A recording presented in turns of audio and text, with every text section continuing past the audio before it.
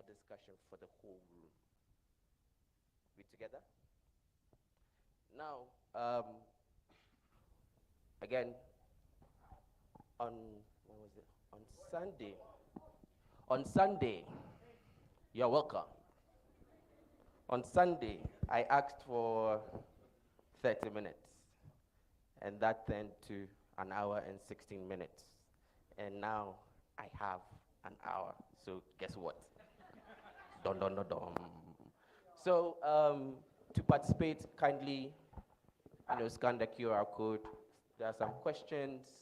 I'll be talking to the panel about Our Africa, Our Future, largely because over the last couple of years, there has been a lot of conversations, engagements, work between foundation community, between community members, between foundation and partners, community members and partners. And all is to one end, growing the corpus of African knowledge. And we've had amazing initiatives, projects, collaborations, impact. But now, how do we contextualize that into the future? So I was talking to a colleague yesterday, and she's into futures. And I decided that at the very start of this panel discussion, we are going to go into the future, 2030. And it's a countdown, it counts down. Time will always come. But what we do is what matters leading up to that time. So, without wasting too much time, I would hand it over to the panel to introduce themselves. 10 seconds, your name, where you're from, done. Then we move on to question, no long term. So, over to you.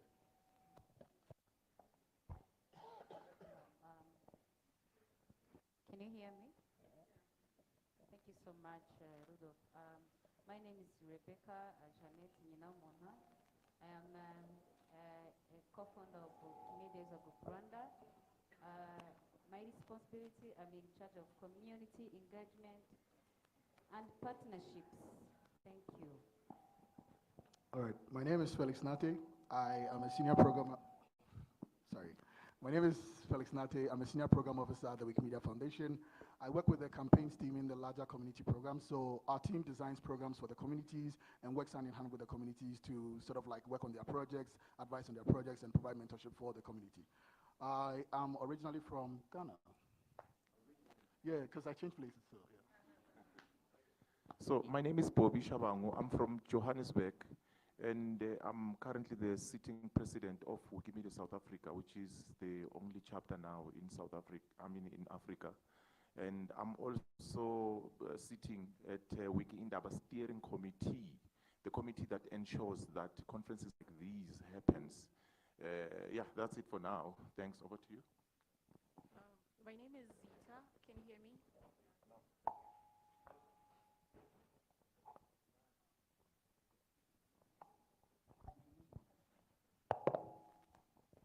My name is Zita, and apologies if I don't look like the picture you see or the avatar you see on the Google Meet meetings. And so apologies again if you're expecting me to be tall. So I am a facilitator with the Movement Strategy and Governance team at the Foundation. I have the pleasure of supporting African communities and volunteers to participate in discussions and in the implementation of the movement strategy and governance within the movement. It's great to be here, and I look forward to the discussions we'll be having. Over to you. It's great seeing everyone again. My name is Remain Veronica Damaini with the Community Resources team. Regional Program Officer for Africa and the Middle East. Thank you all. Rebecca, Felix, Bobby, Zita, Veronica. Thank you for being here. You all owe me $5 for going over 10 seconds. So that's what it is. And Felix has been disowned from Ghana because he's temporarily there. So I think my first question is to the panel, but also to everyone. The theme for WikiIndaba this year is advancing Africa's agenda in the implementation of the 2030 movement strategy. That's the theme. So movement strategy 2030. Now, in Africa, we have what we call the Agenda 2063 goals. These are the goals that has been set by the 55 African countries, which they are focusing on working towards over the next couple of years leading up to 2063. So my question to the group here is, what does advancement within the context of the movement strategy and living within that larger system of Agenda 2063 means to you based on where you work? So anyone can start, but if you have any contributions, you can add them here. If you have any questions, you can also ask them as well. So over to you. Who wants to start? Can I start? Yeah. Well, to me, it means that as Africa, as a continent, as Africans, as we meet here from different places, different regions, different countries, it means that we find a common strategy or common platform that will enable us to see how do we fit together in advancing the 2030 movement strategy. Currently, a lot of things are being done by communities here, but they are done in silos. I don't know what is happening, for an example, in Kenya. Yes, I know a little, but I don't know what is happening in other countries. So what it means to me, it means that we need to find that platform that will enable us to see how do we fit our programs together in the 2030 movement strategy, number one, and then how do we work together as different communities to achieve the 2030 movement strategy. Thanks, over to you. I can go. I think, what does it mean for me? I think it begins with calling for a need for prioritization. Just speaking to what Bobby is saying, yes, there's of course the need for us to come together,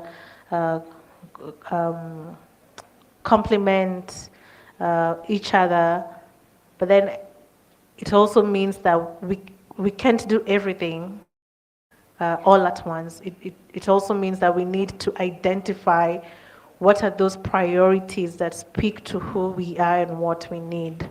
And that needs communication, that needs conversations.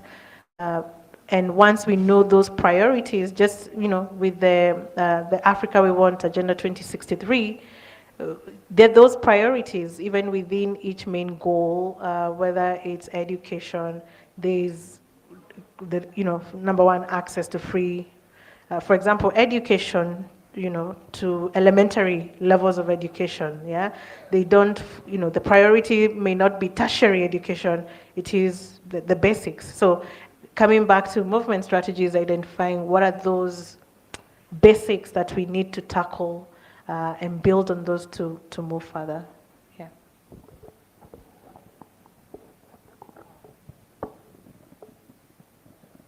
Thank you. I can go. What it means to me, first of all, I can say that, for example, today, here we are. Okay, they're saying they can't hear me? No, it's fine. Okay. Yeah, here we are already advancing.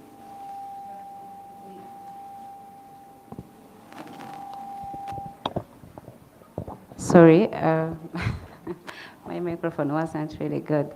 Yeah, what it means to me, advancing Africa's agenda in movement strategy, to me it means a lot, including today.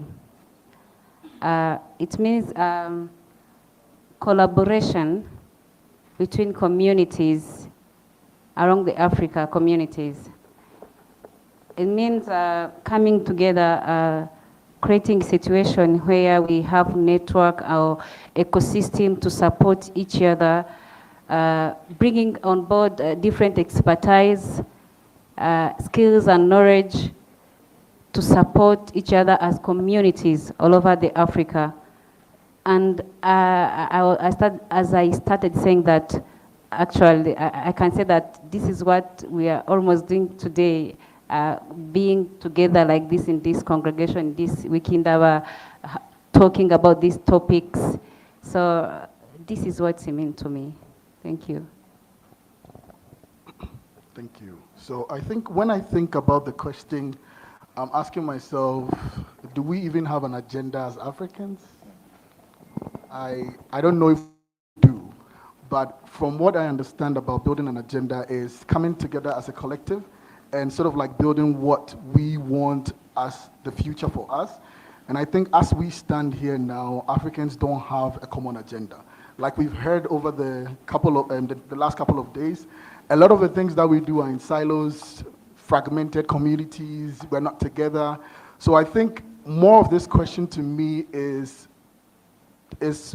rather advocating to me and the other Africans in this room to begin to think about like, how can we chart an agenda that is African, that is for Africa, and then champion that agenda within the space of the movement strategy. That's what I think. And so I think the bigger question here for me and for the communities that are present here is, how can we continue to create this two-way dialogue to collect your plights and to be able to champion that at the foundation on your behalf? Yeah, great point to my fellow panelists. But from the perspective of the facilitator for movement strategy and governance, I think that the first step to advance in any agenda is to identify the barriers that prevent African volunteers from participating in the implementation of the movement strategy. Whether it is due to the challenge of many Africans understanding what the movement strategy is about, or whether it's about making this movement strategy available in different languages so that everybody can be brought on that same level for us to have dialogue. And now when we get to that point where we need to have dialogue, I think we need to create that space to welcome everybody into the discussions. I'm really excited that we are having this space to discuss, but most importantly, the discussions doesn't have to end here. So how do we continue the discussions from here so that they don't die? That is one thing that we need to agree on before we then decide what is the most important problem that is connecting all of us. What are the challenges that we are facing in our communities that we need to solve in order to see the future or the Africa that we all desire in the movement? Okay. So I had unification, visibility, communication, understanding challenges, dialogue. These are some of the major big words I had as the folks were talking. And I see more chapters, solve visa issues that prevent Africans from traveling. And we have another one, African countries get together to have more strength within community.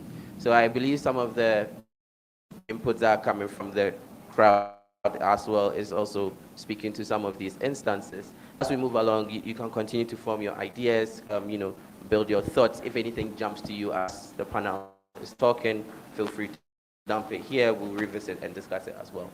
And so we move on to the second. Yes. I want to put my brother here on the spot. $5.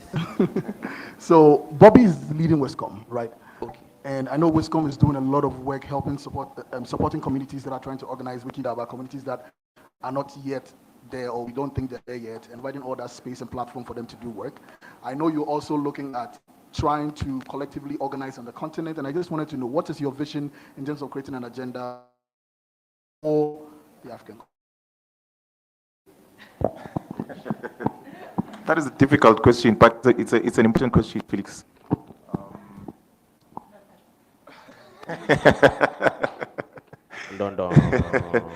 Yeah, I think really, as much as it's difficult, but the response is very simple, really. the first thing that, you know, when you go and speak to, when you are an entrepreneur and you want to start, or when you want to start something, when you want to think about starting a business, you know, you have a business idea, one of the most important things, if you go to a mentor to ask for, what is it that I need to do? They'll tell you one thing: start. That's the answer they want to tell you. So, what is it that we are doing? The first thing that we've done is actually to start, you know. Yes, we've started, and the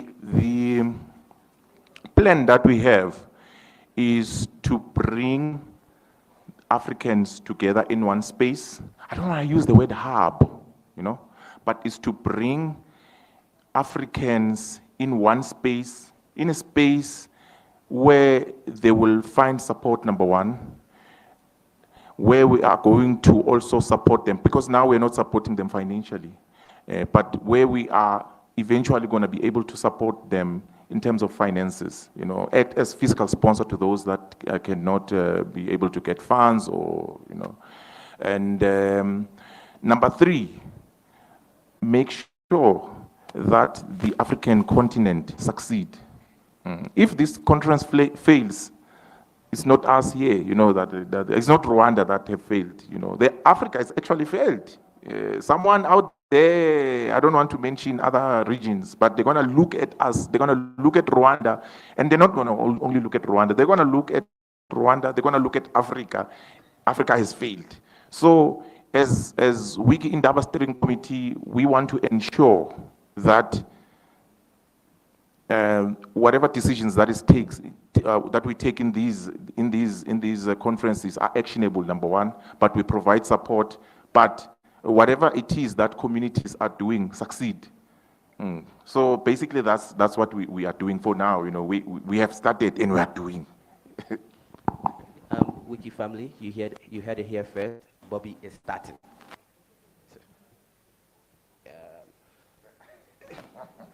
So, moving on to the next question. There are only 3 questions, actually. The next question. We've gone into the future, looked at what 2030 looks like, where we are starting, as per Bobby.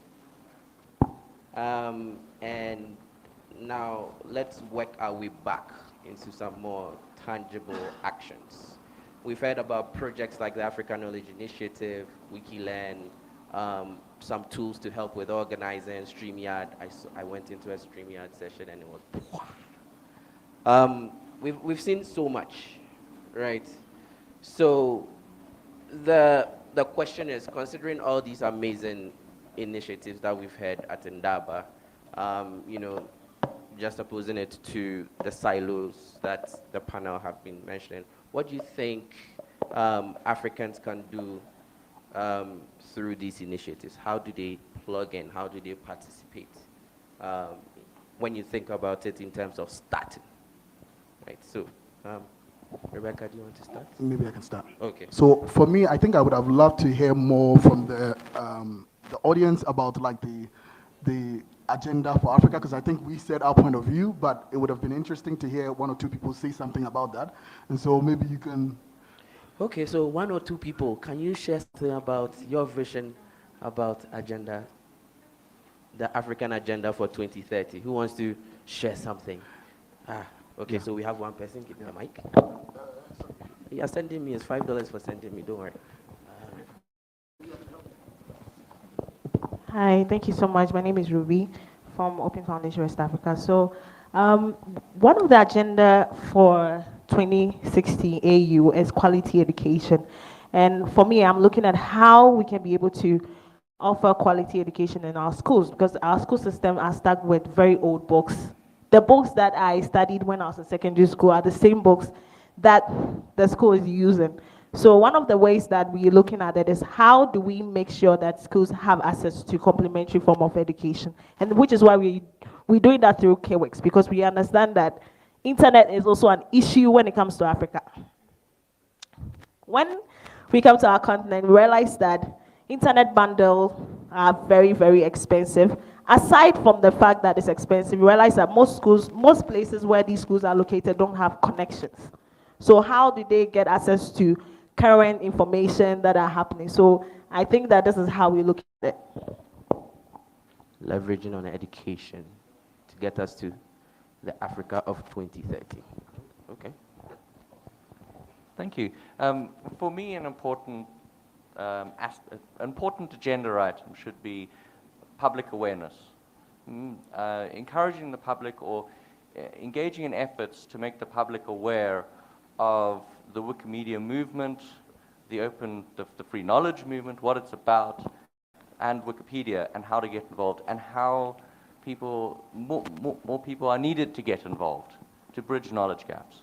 And at the moment, there is sort of a lack of awareness across our continent of our movement and what we're about, and of Wikipedia and how it works. And if you look at sort of back in history and sort of when Wikipedia sort of really gained traction in, say, North America or in Europe, it's about 2006. What was happening around 2006? That's when Wikipedia really got media attention, and the media really sort of woke up to the fact that Wikipedia and the Wikipedia movement is interesting, unique, and exciting, and it's something that people, it's worth knowing about. And Africa hasn't had that experience yet, hasn't had that moment yet. Thank you. Wonderful. And thank you for sharing. Yep. You want to go?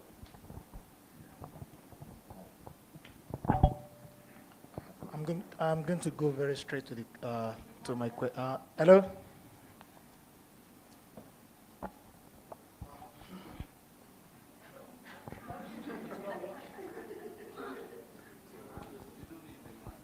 I don't need a mic. So, just to resonate some of the things that I've been discussing with,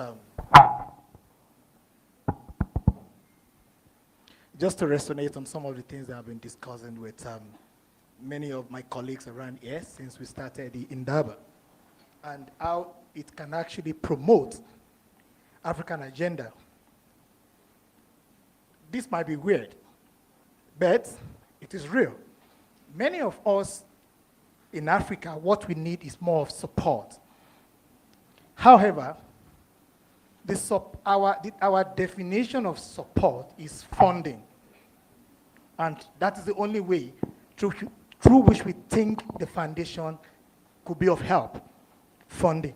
But it is beyond funding. The foundation we have is beyond funding. There are quite a number of things that we can do that we don't really need fund from the foundation. Foundation in its structure has imbibed quite a number of structures. We have structure that support partnership. We have structure that actually support community communication. I'm getting to know that today. So quite a lot of us will have loved to channel our communication at a higher level within Africa, but we don't know that it exists within the foundation. So I'm taking this to the foundation. For Africa to be well supported, 360-degree support, we need the foundation to come out, tell us actually what they need to give us to support us. We have quite a lot of things to do, but we don't know how to get there. Thank you. Rudolph. Okay, it's turning into interesting one. I'll give you the $5. Hello? It works? Okay. I think, Bobby, as you said, it started, yes, but it started, it's still like this kind of, you know, we attend, we talk, we're talking, we're telling people what we're doing, that's great. But until somebody takes charge of it, it's not going to happen. Yeah? So, Shola, I get your point, but it's actually not us. It's not up to the Wikimedia Foundation to tell us what to do. It's up to us to present a case for ourselves to them or to the Global Council or to whoever. So the suggestion is that people volunteer for a working group that then drives an African agenda, okay? It's not about, like, we can organically do it, But until somebody takes charge of it and does it, it's not going to happen. And it shouldn't be one person, it should be a group of people. So that's just my suggestion, but there you go.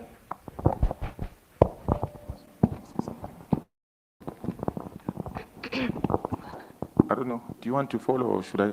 Let me first follow. Okay. It's just a response to Shola's point that going the foundation, but just from my experience seeing and one thing to celebrate. We talk about, I think in the last 5 years there was every I would say economic times would always say it's Africa's time, yeah, Africa rising. And we are rising, and I hope we saw in the presentation we are rising, but it's not one way. It's not foundation to community. It is community foundation, foundation community. It's like just the way we work, the way we live, the way we believe. Yeah, I take it back to the learning Pan-Africanist I am, that when you think about the agenda then of Nkrumah, Nyerere, they had one focus and they all shared in it. We're liberating. So we need to set that agenda for ourselves. When we think about contributing to the sum of all knowledge, we all have a role to play, but it has to be aligned. We can't be in this direction, and it's not one way, it is two ways. And part of it includes having bold conversations, taking that bold, huge step, do more than maybe you have done, but it's two ways. It's in partnership, but it needs another coordinated, I also want to add, inspired, a very clear sincerity of purpose towards that, but it has to take a bold step with a lot of action. Yeah. Okay, so 2 more people, and then we move on to the next. All right, Candy from Botswana here. I think Veronica rounded up quite well. I just wanted to share, if we are to advance the movement strategy forward, for me, I think it's more of having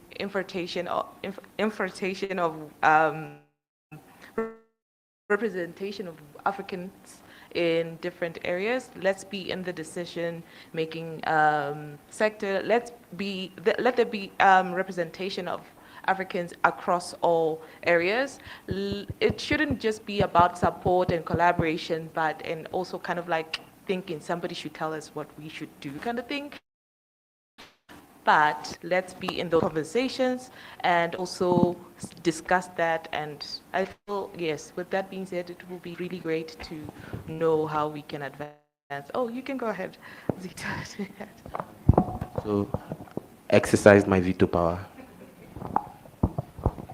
Thank you. I just have a follow-up question to what Ayla said about if we are to move, we need somebody to take action and somebody to take charge. And I'm just wondering, is creating this working group what we need to do in line with the initiative around leadership and capacity building? We already have WISCOM. So I'm just wondering, do we need to create another structure really, or we just need to expand the scope of WISCOM and bring everybody on board to understand what WISCOM does and how we can leverage on WISCOM to push this agenda? I wanted to, before Veronica came in, I wanted to address that you see, as Wikimedians, we believe in democracy, we believe in transparency. And I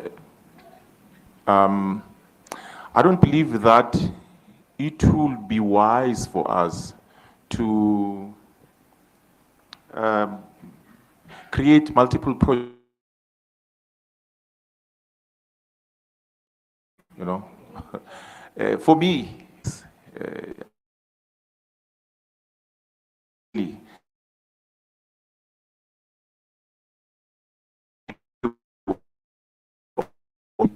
of doing, of addressing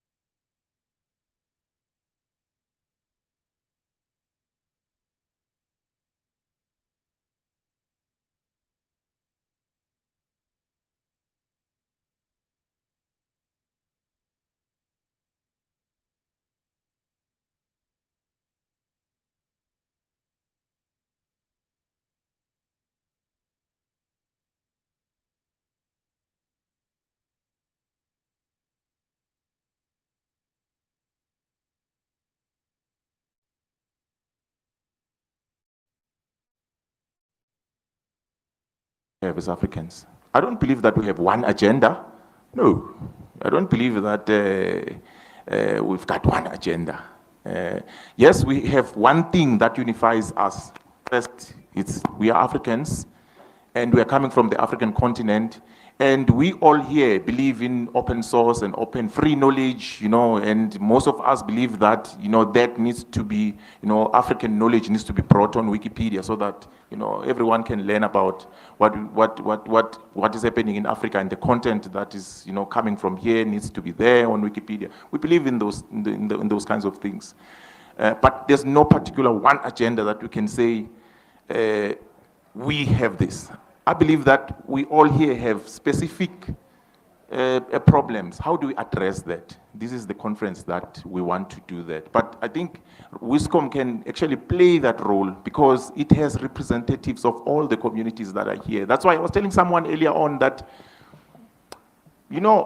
I feel bad that the Francophone actually is not well represented here in this, and we don't have people that actually interpret so that they can, get out, understand what is happening, minute by minute. I wish next year or in the future or the next one can be held in a Francophone area so that they organize, so that we feel how they feel when they are attending WISCOM, So, yeah. So that's what I believe, colleagues, really. I don't believe that there's one agenda. I believe that there's many agendas, but, these things, they are formed as we are developing, and it's dynamic. It's a dynamic process. Yeah, but now what makes me happy is that WISCOM is there, and we are getting something done. Thanks, over to you. I've been paid $10, so Dr. Nkem. Thank you very much. There's something that I want us to hear. I got this from AU 2063 agenda. As we were speaking now, I went back to it.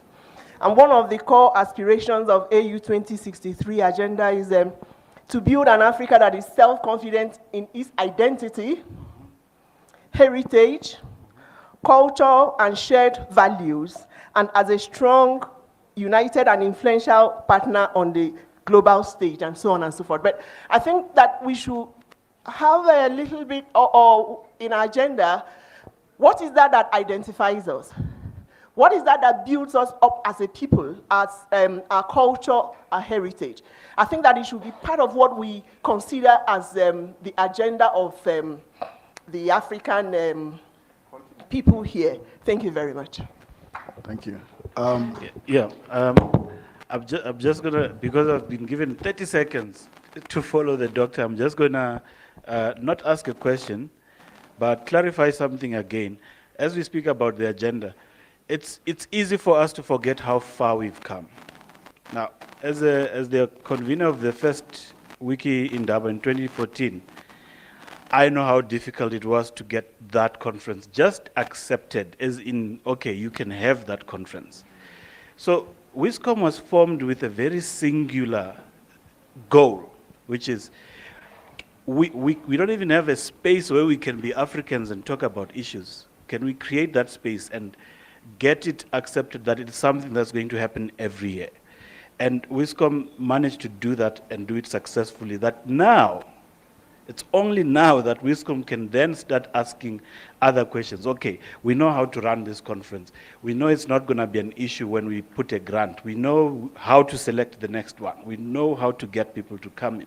Now we can talk about issues such as, what are we doing for translations in this conference for the Francophone? It's just totally unfair that this is happening to our fellow Africans who can come to a conference and not hear what is being said.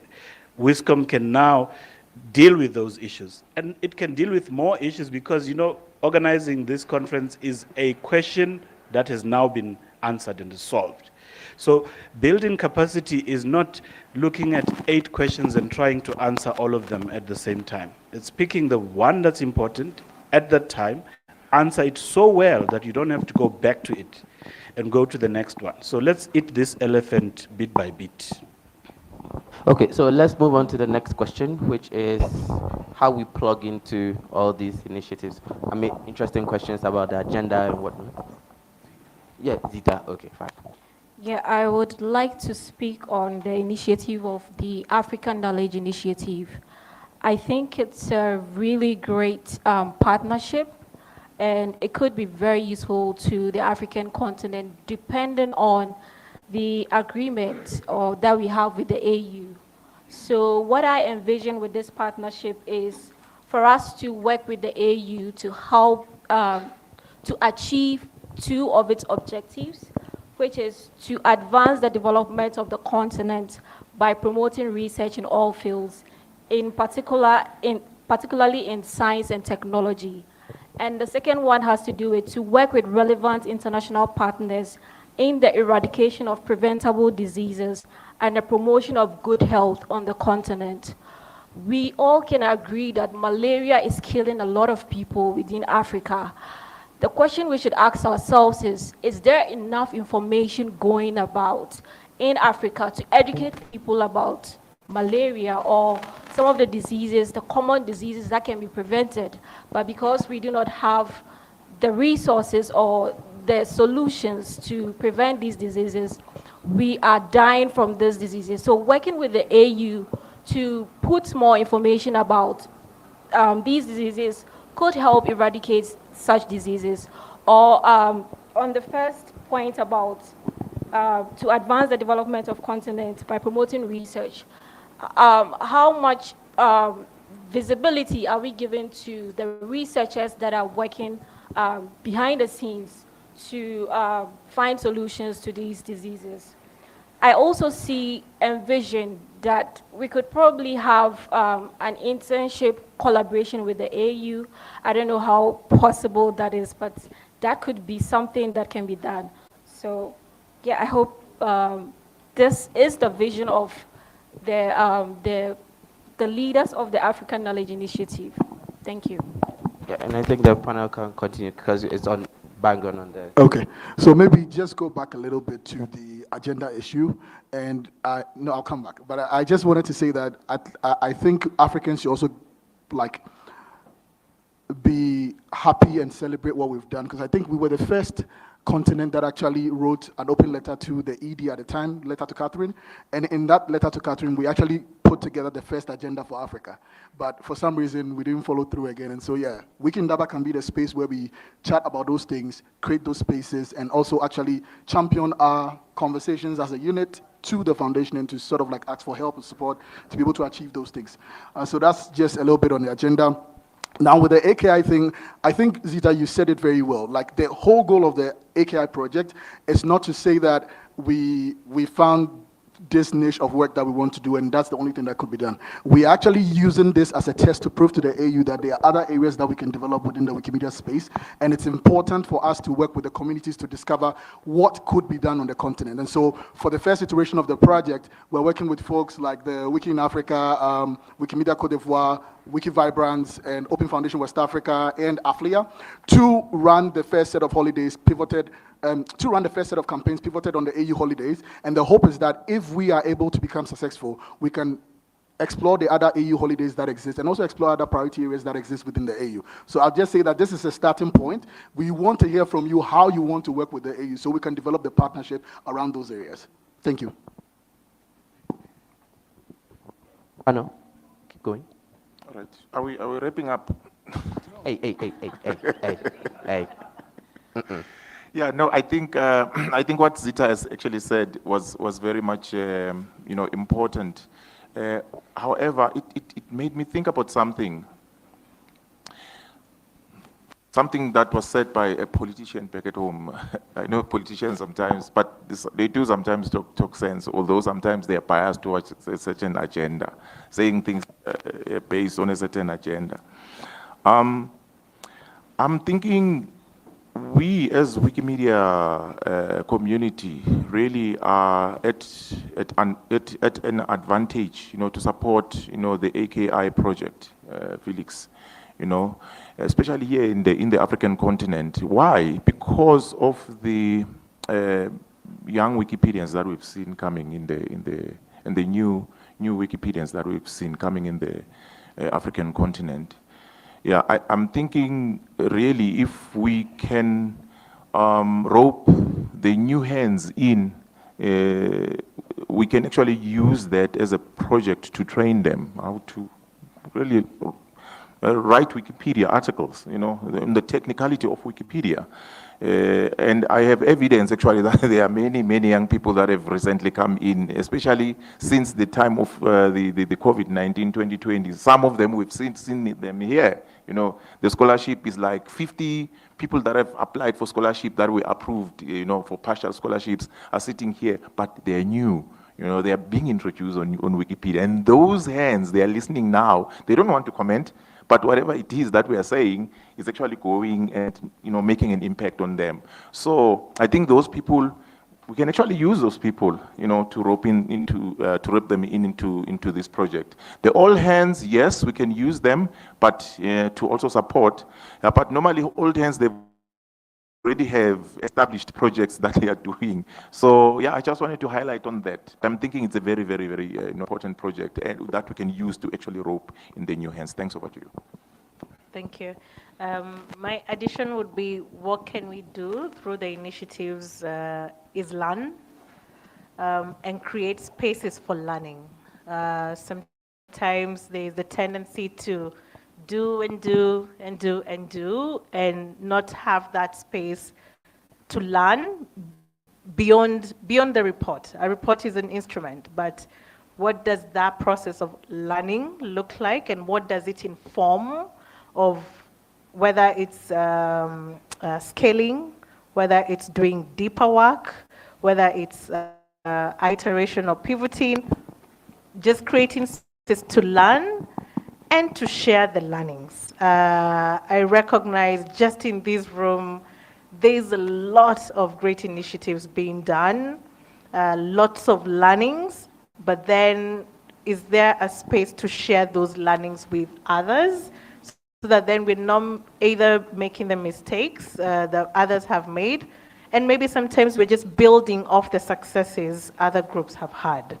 But also just that, so it's the openness as well, openness to learn. So if you're doing a great initiative or being part of the for example, the African Knowledge Initiative, will we have a forum such as this, or whether it's virtually or in person, to actually learn and see, these are the lessons we've learned from Côte d'Ivoire, from these other places, and how can we build on it? So that openness to share. If you do an activity, or we did this activity, and it's a challenge, for example, to the groups doing on oral histories, which is something we talk about a lot in terms of one great form of knowledge in the continent. There's a lot of us who are doing that work, but are they sharing with us what they're learning? And do we have to ask? Can they also just proactively, create the space for learning? So I'd say a lot of time to learn. Yeah. Okay. Can I so say we have something? Zita, Rebecca, then 5 people from the Yeah, so group. just a quick response to your question about, do we have a forum? I know many of you have heard me say this several times, and yeah, I would say it again. There's the Movement Strategy Forum available for you to use to share your work with a larger audience, to share your work with the rest of the African communities. Like I said, it's very important for you to communicate about the work that you are doing. you might not know somebody in Kenya is even doing the same thing that you're working on, or they have learned a better way to solve the problem that you're dealing with in your community. So if you're having challenges using the forum, I'm available to meet with your community to show you how to use it to share your work. Thank you. Thank you so much, Zita. Actually, catch up with what you were saying about the forum. Yeah, there is a forum.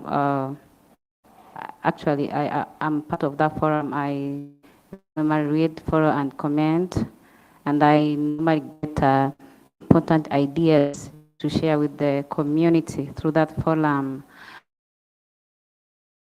What I think on that question or what I can comment, it is simple in this way. My fellow community members, I believe in this room there are some of the people who are like, what are these people talking about?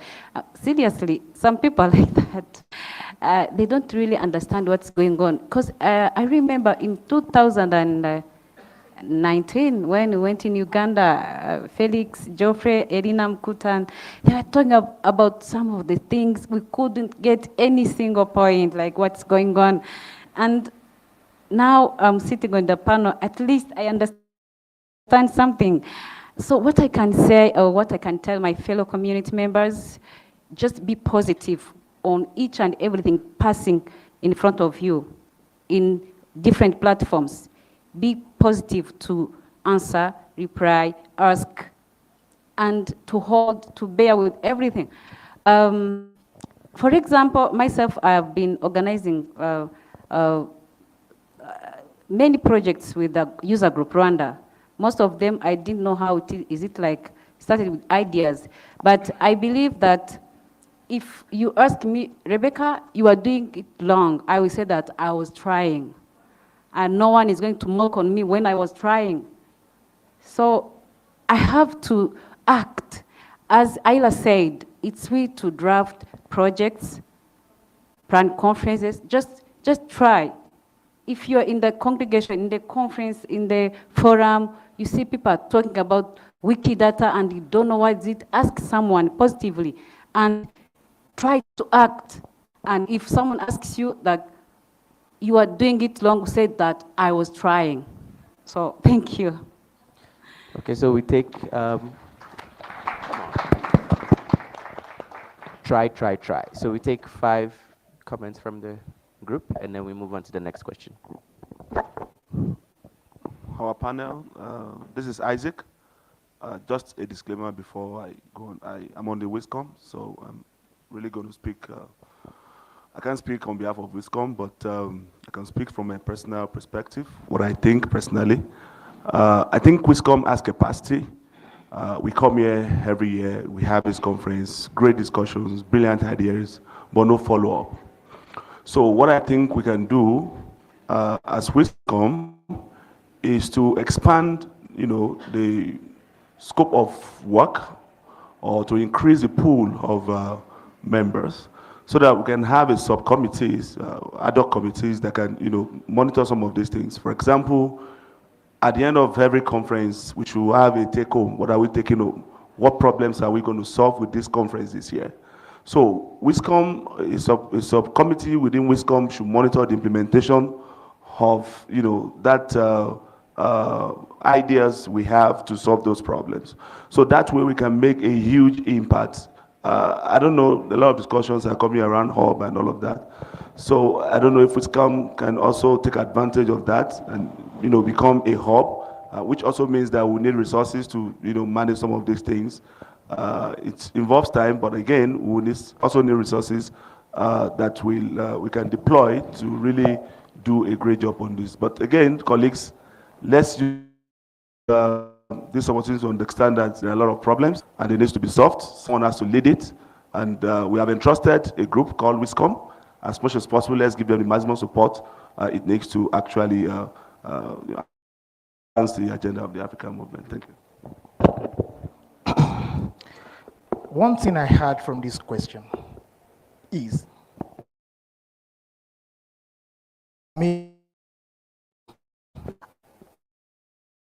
how do we execute?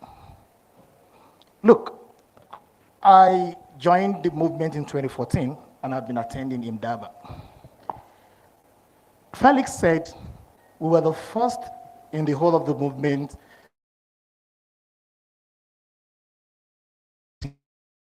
Wikimedia Foundation. The letter actually erupted quite a lot of intrigues. People would like to know what next for Africa. But it fizzled out afterward. Why? There's a mantra, an African mantra, which says, if you want to distract the attention of an African man, put what you want to do in a document. They are not going to read it. See, there are quite a lot of initiatives from Africa. Ask me, after Indaba, where can we get them? We need to now bundle each of these initiatives in a programmatic design that can speak to one or two things that we have discussed. So we've shared so many slides, so many rooms, many things. So instead of coming out of Indaba convinced, we are more confused. Because what next? Everything is in the air. So to complement the work of WISCOM, and also to join my talk with my brother, having the subcommittee, what will the subcommittee work with? Let's bundle some of these things into programs that each of the committee can work with, then here we are. Then make things measurable. Let's set up attainable targets. Now, and what next? Then when we come back next year, then we sit down on the panel. How far have we gone? What? From there are going to be a lot of good questions, good resonation. How we go? Thank you.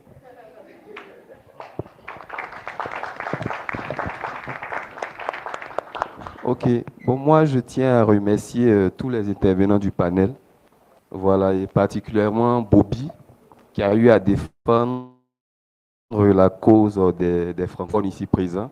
Voilà, parce que il a compris un peu notre galère linguistique, voilà, ici, parce que tout se fait en anglais et c'est pas forcément traduit. Donc, ça ne peut pas nous permettre vraiment de bien suivre et de comprendre tout ce qui se fait ici.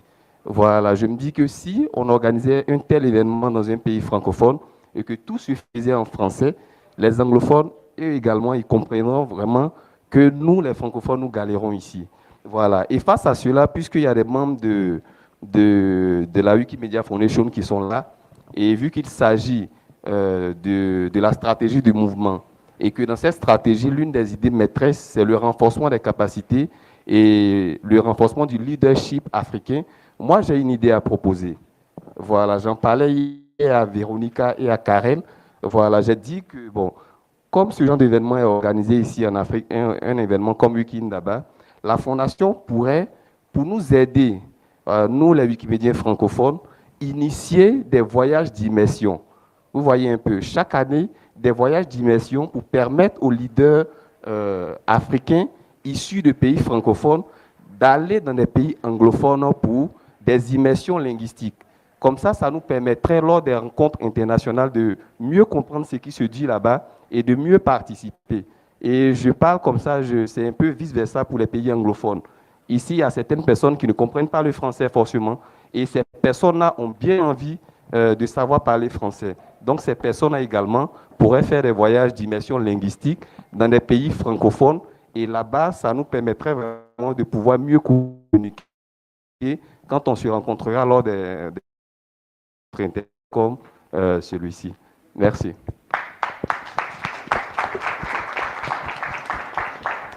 Hi everyone. Just wanted to translate if there are a couple of people who don't speak French.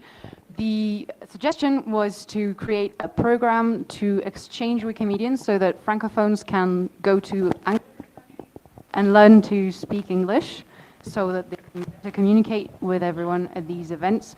And why not even have Anglophone meetings come to Francophone countries and learn French as well so we can exchange even more.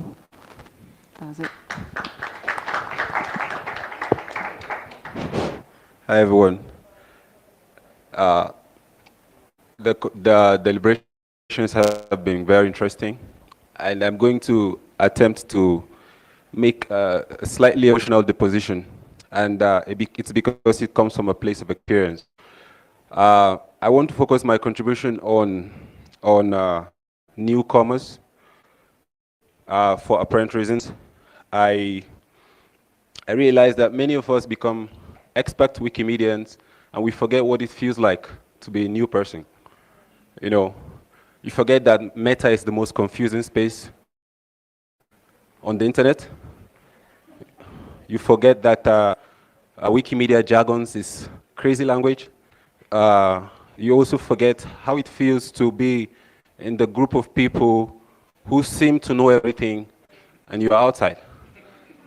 You know, that's the truth. And we need to be, when we're suggesting or conversing about this topic, we cannot divorce how we felt then. You know, if you do that, you disconnect. You're not empathizing. You just say, oh, you're new. Oh, well done. And this person is extremely confused. They're just seeing you looking nice and it's breakout sessions, and they're trying to decide which table. Tea sessions, okay. You see them clustering. You see a lot of new people clustering. This person says, oh, long time I saw you, selfie time. And this new guy is just there looking, oh, okay. It's hard. I see it a lot because I've been there before. Sit and read meta pages for a long time, say 2 months. Every day I was reading meta pages because I didn't understand all what you were saying. Everybody was all talking big stuff. WP this, WP that, too soon. It was very elitist and very exclusive. I was interested not in the pump, but in being able to contribute. I discovered that I could contribute in English. And then I came to a community of people who are contributing, and I felt like, oh, these guys, I'm not part of these guys. I don't know these guys.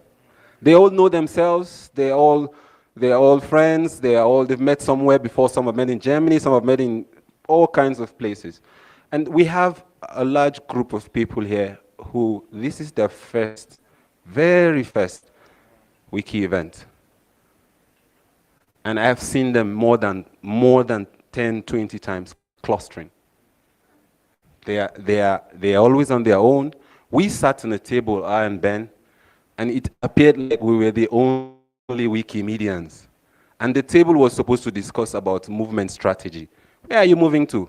If more than half of the members of the table don't even know what we are talking about.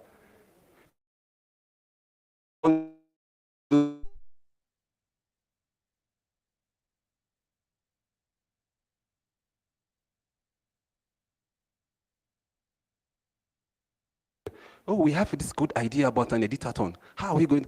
Imagine movement strategy conversation, and we're talking editathon. So that event, that singular event made me to adjust the slides for my presentation. What use is it to have big terms and all that when the audience don't understand? In my slide, it was really skeletal, very straightforward, simple terms, because I knew now that people there who may be interested but will find themselves disconnected. Are there any, is WikiIndaba, we need to ask ourselves questions. Is WikiIndaba the space for new folks? If it is, are we deliberate about their participation? Are we aware that they are there? Or did we just grant them scholarships and say, oh, Godspeed? And then we're having tea. The Wikimedians are here having tea. The new guys are here wondering what the other guys are discussing. It's very exclusive. It makes us, it sends a wrong image about what we're trying to do. We're trying to build. And if we must build, we need to have as many hands as possible. I had so many points I wanted to talk about, but he's behind me. And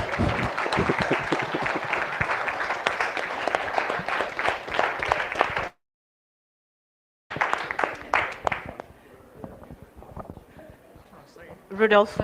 Oui. Alors, en français. Merci.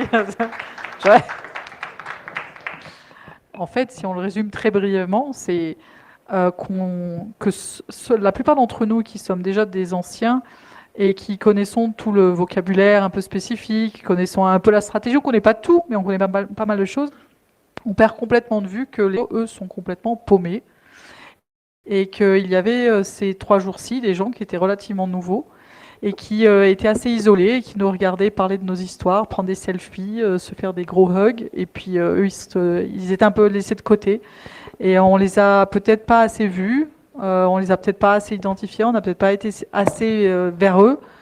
Alors là, c'est pas dans la traduction, mais c'est un avis personnel. Il y a quand même le problème qui est que cette rencontre-là, c'est pas une rencontre pour apprendre à éditer, c'est une rencontre stratégie, implémentation, projet.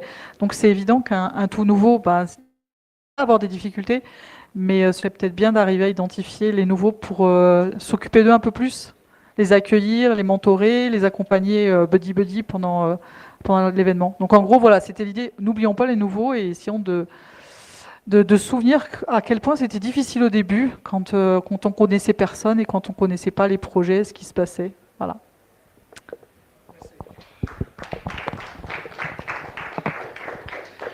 Yeah, I wanted to follow up on that emotional plea, and I felt it too. I am one of the people that was trying to go through and meet new people. Who are they? What are they doing? And so on. To the new guys who have joined us in this conference, this is normal. There's nothing magical that these people who know how to edit Wikipedia are doing. They've learned as well. I like telling. Attended the first WikiIndaba, he had less than 150 edits.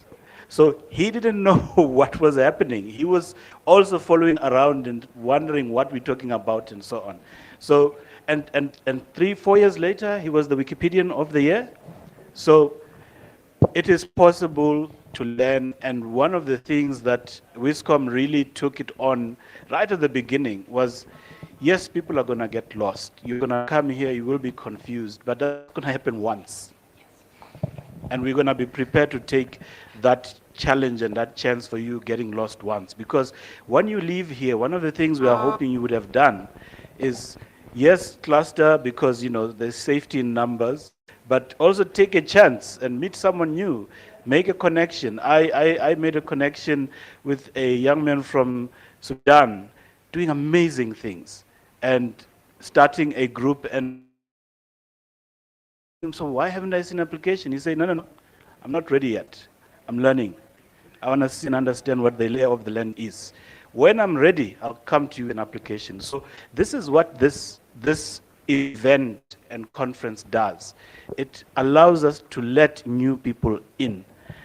They're not going to be receiving this on Wikipedia. If we don't do this, he's going to be lost forever on Wikipedia and will never come back. So yes, feel lost, it's fine, but come to us and find out who are you, how can I get in touch with you, how can I talk to you?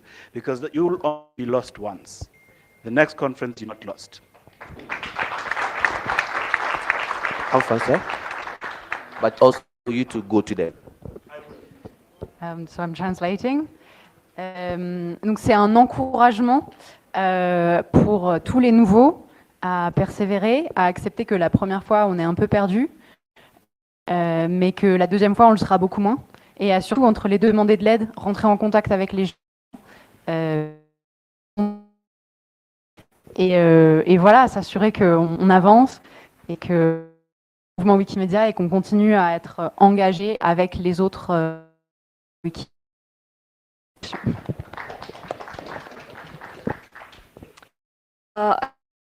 Everyone, it's Nasima from World Heritage, and I would like to speak on behalf of a category that cannot speak today, which is the category coming from countries that still don't know about the Wikimedia movement, and there are many in Africa.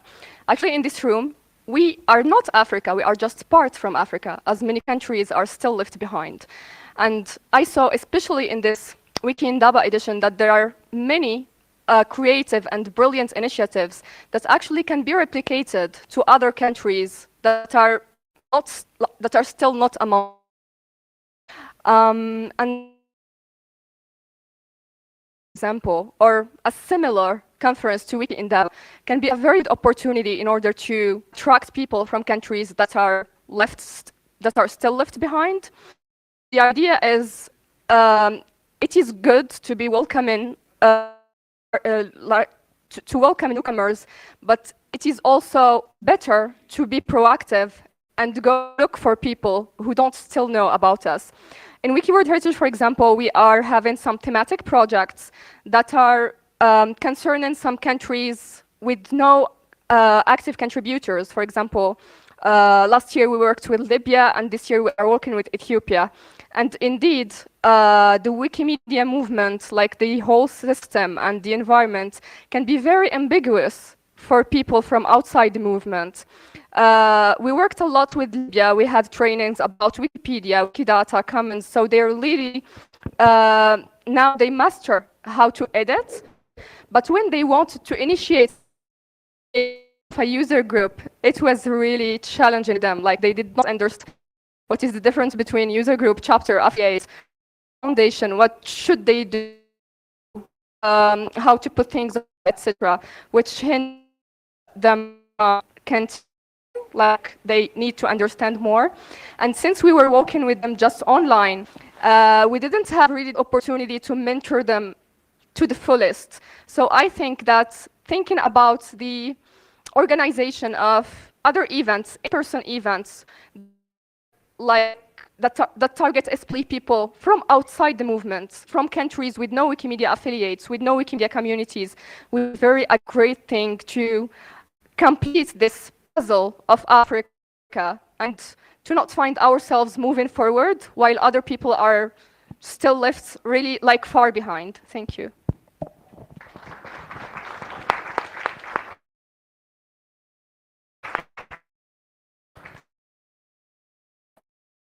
Essayer de bien écrire ce que ça parle de façon très efficace. Il y a beaucoup de choses dans ce qu'elle dit. Donc en fait, elle décrivait une situation où malheureusement à WikiIndaba aujourd'hui, il y a beaucoup de pays qui sont absents, qui ne sont pas représentés par des Wikimédiens, alors qu'il y a un potentiel énorme et qu'il y a parfois quelques Wikimédiens dans ces pays qui ne sont pas là aujourd'hui, et qu'il ne faut surtout pas oublier ces pays-là. Par exemple, dans ces projets, elle a travaillé avec l'Éthiopie et la Libye. Elle leur a enseigné, voilà, à éditer Wikipédia, à monter des projets. Ce sont maintenant des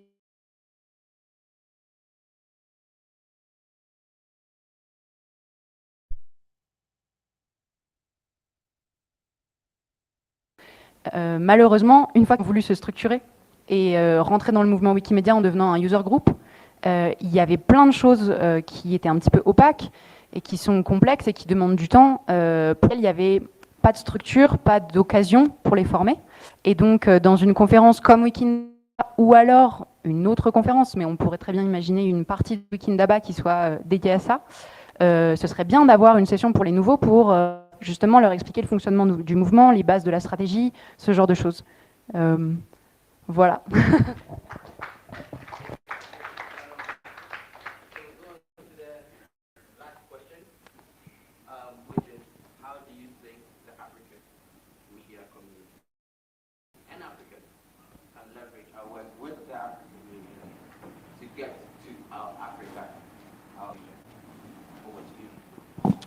So I think it's very simple. Like, with this particular partnership, we opened up to the community from the very beginning and put out like our thoughts on what we were doing with the AU.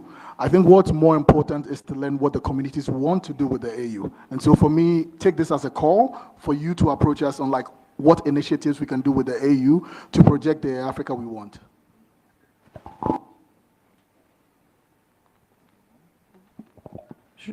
Je vais juste réagir rapidement. Donc Félix évoque le partenariat qui vient d'être signé avec African Union, donc l'Union africaine, voilà, ouais, bon déjà ça part bien. Donc pour les niveaux qui ne connaissent pas, il y a donc eu récemment un partenariat qui a été signé avec l'Union africaine et qui va s'implémenter sous forme de 3 moments spéciaux, l'un étant autour de la journée de la jeunesse, l'autre étant autour de la journée environnementale, et je me souviens même plus du 3e thème. Donc, Le jour de l'Afrique. Ouais, Africa Day. Ouais. Et donc, Félix souhaiterait savoir comment on va essayer de s'organiser pour implémenter, qu'est-ce qu'on pourrait imaginer comme projet pour ce partenariat aujourd'hui et dans le futur.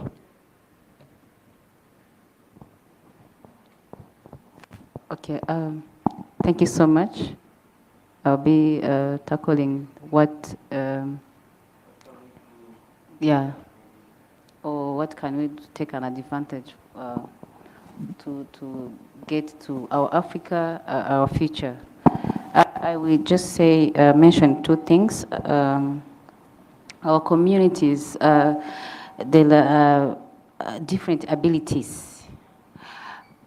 We have community members who are technical well. They can write many articles, upload many photos, make comments, and they create impact on the sites. Everyone can see that. And there are other people who has their soft skills. They are good community organizers, but technically they are not that much fit. So what we can do in common to attain that goal is to accommodate all those talents, all those talents. If a community member can be a good educator or a trainer, if it can be good at engaging community, collaborating, making funny moments, creating friendly space as easy as, putting together all those talents, combining them together, bring them different talents on board within Africans that can really support us to leverage with the African Union targets. Thank you.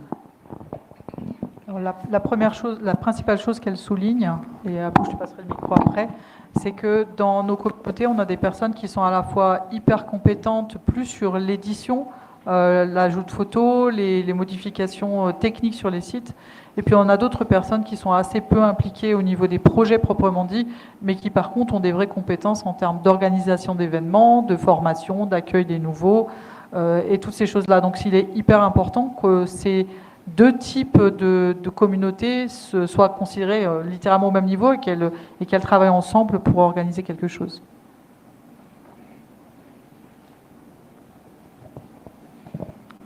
Alors, bonjour à tous, moi c'est Keita Aboubakar, je viens de la Guinée. Donc, parlant tout de suite de ce que Félix vient de dire et les trois propositions qu'ils ont eu à faire à l'Union africaine, il y a quelque chose qui ressort souvent.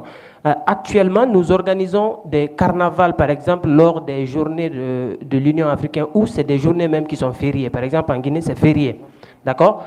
Et l'expérience a fait qu'on devait faire une activité en Guinée. C'est le Mali qui a été contacté, l'user group du Mali qui a été contacté, qui, à son tour, a dit qu'il y a un user group en Guinée.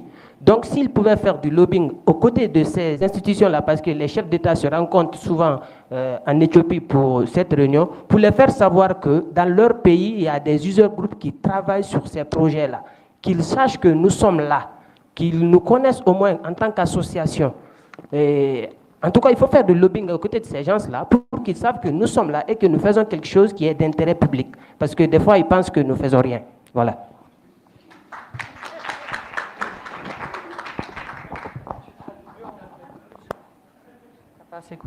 Okay. She was not enough focused.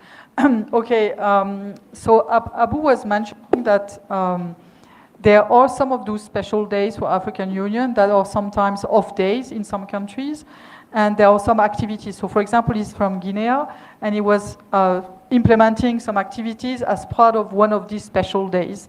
And what happened is that the Wikimedia group in Mali was contacted for the things happening in Guinea.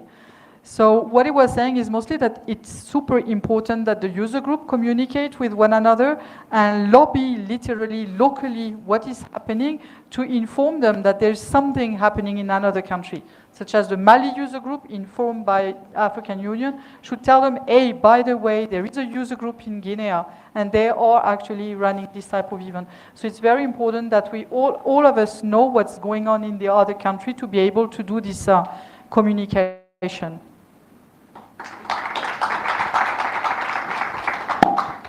Yeah, I believe I already answered this question, but I'm going to re-emphasize on the points I raised.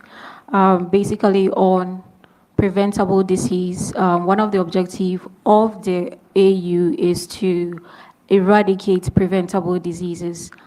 Now, Africans can leverage on the partnership with the AU by using the resources that the AU has to create or work together around campaigns about preventable diseases or about issues that most African, or if not most, all African countries are facing.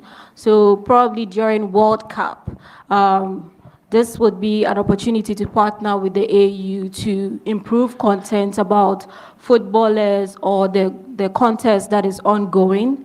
And again, about partnership, it could be a two-way stream, looking at the work that volunteers are doing to help the AU achieve its goal, either by providing information about preventable diseases or creating more awareness about researchers that are working behind the scenes to solve these diseases.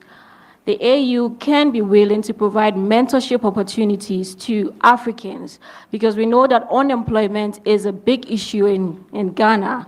So we need to work together in order to create the opportunities that would attract more volunteers or more youth in Africa to join the movement. And I believe one of the ways is through providing the internship opportunities with the AU.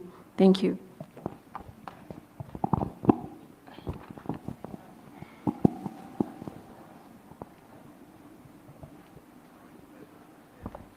Alors, Zita souligne en particulier que l'Union africaine est très intéressée sur les sujets en rapport avec les maladies, toutes sortes de maladies qui peuvent exister sur le continent. Je ne sais pas s'il marche encore. Ils ont apparemment des ressources qui sont aussi utilisables. Et ce qu'elle souligne, c'est qu'il serait important de regarder ce qui peut être fait, notamment pour mettre en place des positions de interne, stagiaire ou doctorat. Il y a certainement quelque chose à réfléchir et elle vous invite à le faire pour voir ce qui peut être fait dans les groupes utilisateurs autour de cette question des maladies. Ok. Moi, c'est Valentin de la RDC. Premièrement, comme il s'agit d'évaluer la conférence Wikindaba par rapport aux objectifs qui ont été assignés, et normalement qui est de faire avancer l'agenda africain par rapport au mouvement stratégique 2030. Et en parlant de cela, je vais essayer un peu d'orienter ma réflexion par rapport aux éditions et aux articles en rapport avec l'Afrique. On sait tous très bien qu'il y a peu d'Afrique et peu d'articles sur Wikipédia qui parlent de l'Afrique. Et il y a beaucoup de choses qui entrent par rapport à cela, entre autres, il manque des sources et ainsi de suite. Et je voulais d'abord féliciter la Fondation avec l'initiative de créer le partenariat avec l'Union africaine, parce que l'autre fois, j'avais participé à la conférence. C'était dit que l'Union africaine devrait mettre à notre disposition des ressources nécessaires pour pouvoir nous aider à créer et à améliorer les articles en rapport avec l'Afrique. Maintenant, il se pose un problème que je devrais normalement poser ça depuis hier, mais en rapport avec les administrateurs, parce que souvent ça arrive quand vous avez des ateliers d'édition et que pendant les éditateurs, vous vous retrouvez avec des adresses IP qui sont bloquées. Alors, on ne sait pas cette histoire, je ne sais pas si la question s'adresse à qui, mais bon, je sais qu'il y a des administrateurs aussi. Vous pouvez traduire pour eux, pour qu'ils comprennent ce que je dis. Comment faire? Vous voulez que nous puissions avancer, vous voulez que nous puissions mettre plus de contenu en rapport avec l'Afrique.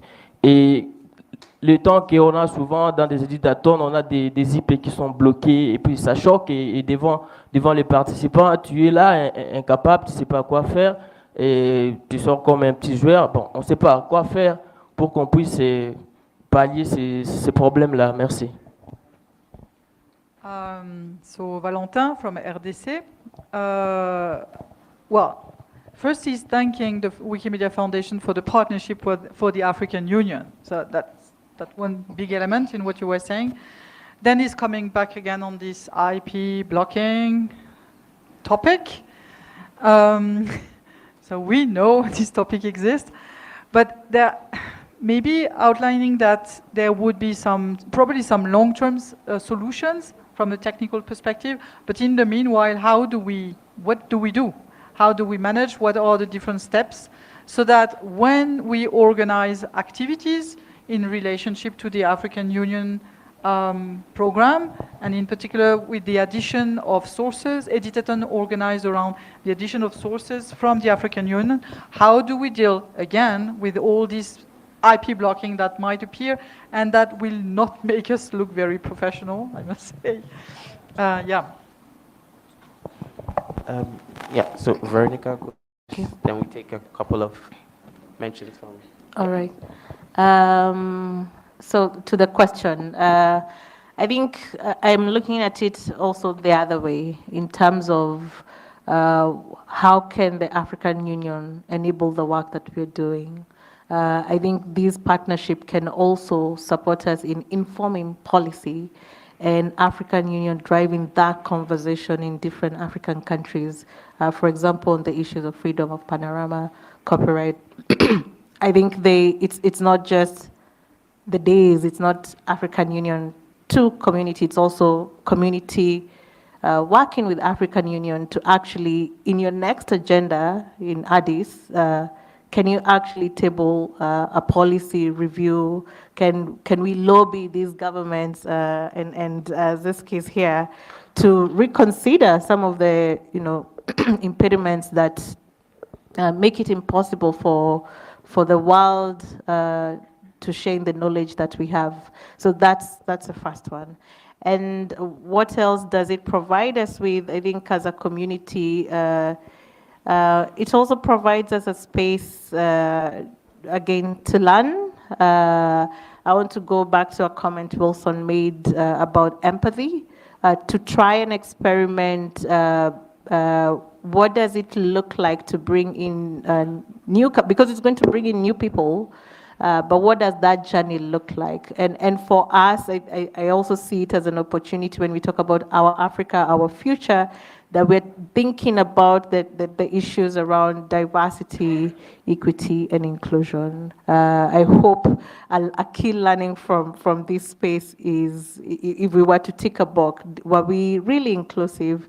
I'm not sure, just from a language perspective. But I hope we can learn and take some of these things as we on the project. If we're talking about the project, like working with different partners, are we having enough gender representation, issue representation? Are we enabling in places where infrastructure is a challenge, and we know that in terms of being equitable, are we also very keen on that? So I see it as an opportunity to, take a pause and learn and relearn, but at the same time for us to actively, as a region, inform policy as well. But so we need to be strategic as well. Okay, great. So we take 3 comments from the participants, and then we wrap up. J'espère que vous vous souviendrez que je ne suis pas traductrice de métier. Mais en faisant très bref, les 2 points super importants que Véronica souligne. Le numéro 1, c'est qu'il ne faut surtout pas qu'on voit ce partenariat comme portant uniquement sur le contenu, sur des ressources qu'il pourrait nous fournir et qu'on pourrait utiliser et intégrer dans les projets. Il faut aussi qu'on l'envisage comme une possibilité de mettre en place des actions de plaidoyer pour appuyer les modifications juridiques dans nos pays, au niveau de la liberté de panorama, au niveau de la durée des droits d'auteur. Enfin, toutes ces choses-là sont des choses qui sont importantes, et il ne faut pas oublier que c'est quelque chose qu'on aura la possibilité de faire grâce à ce partenariat. Donc déjà anticiper aussi de réfléchir à ce qui peut être fait et comment on peut exploiter au mieux cette formidable opportunité. La deuxième chose qu'elle souligne, alors là c'était assez long et compliqué, mais en bref, je crois que l'essence principale, c'est qu'on n'est pas encore dans une situation d'équité, alors notamment au niveau linguistique, pas besoin de vous faire un dessin. Et donc l'idée, c'est aussi d'être attentif à implémenter ce projet et à utiliser cette opportunité en étant bien attentif à ce qu'on ait une bonne représentation, une bonne représentabilité, une bonne diversité des langues et des cultures et des pays qui vont participer à ces projets. Voilà.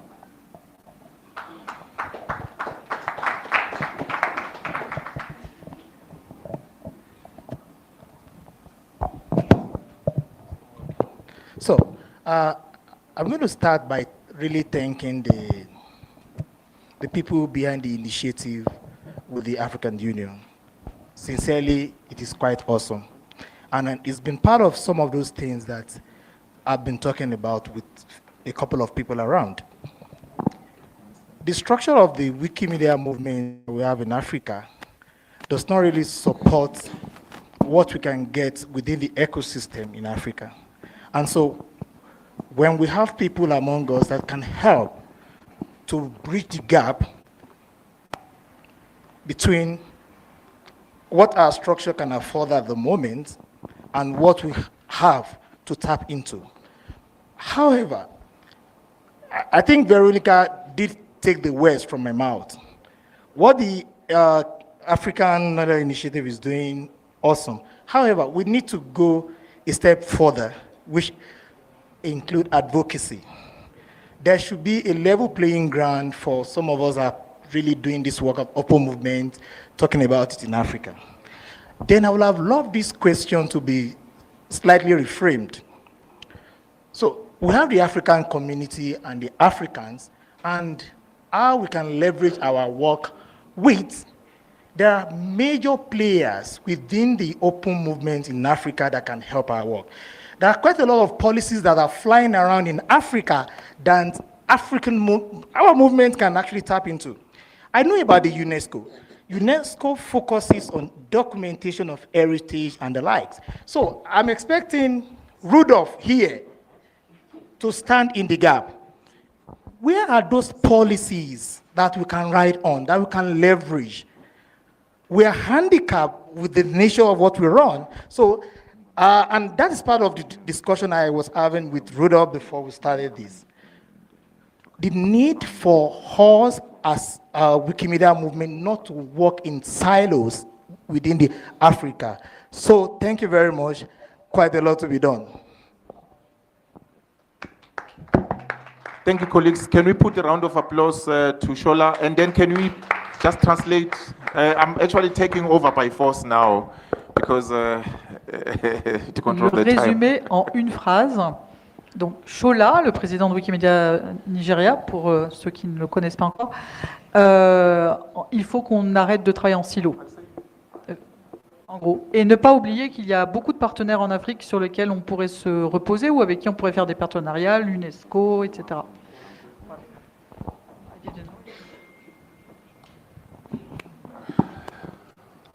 Hi, so my name is Eugene Masku from Open Foundation West Africa, and I just want to touch on Zita's points on communities organizing activities or campaigns tailored towards the AU's goal. So we at Open Foundation West Africa, we actually have a dedicated campaign that commemorates the AU Day.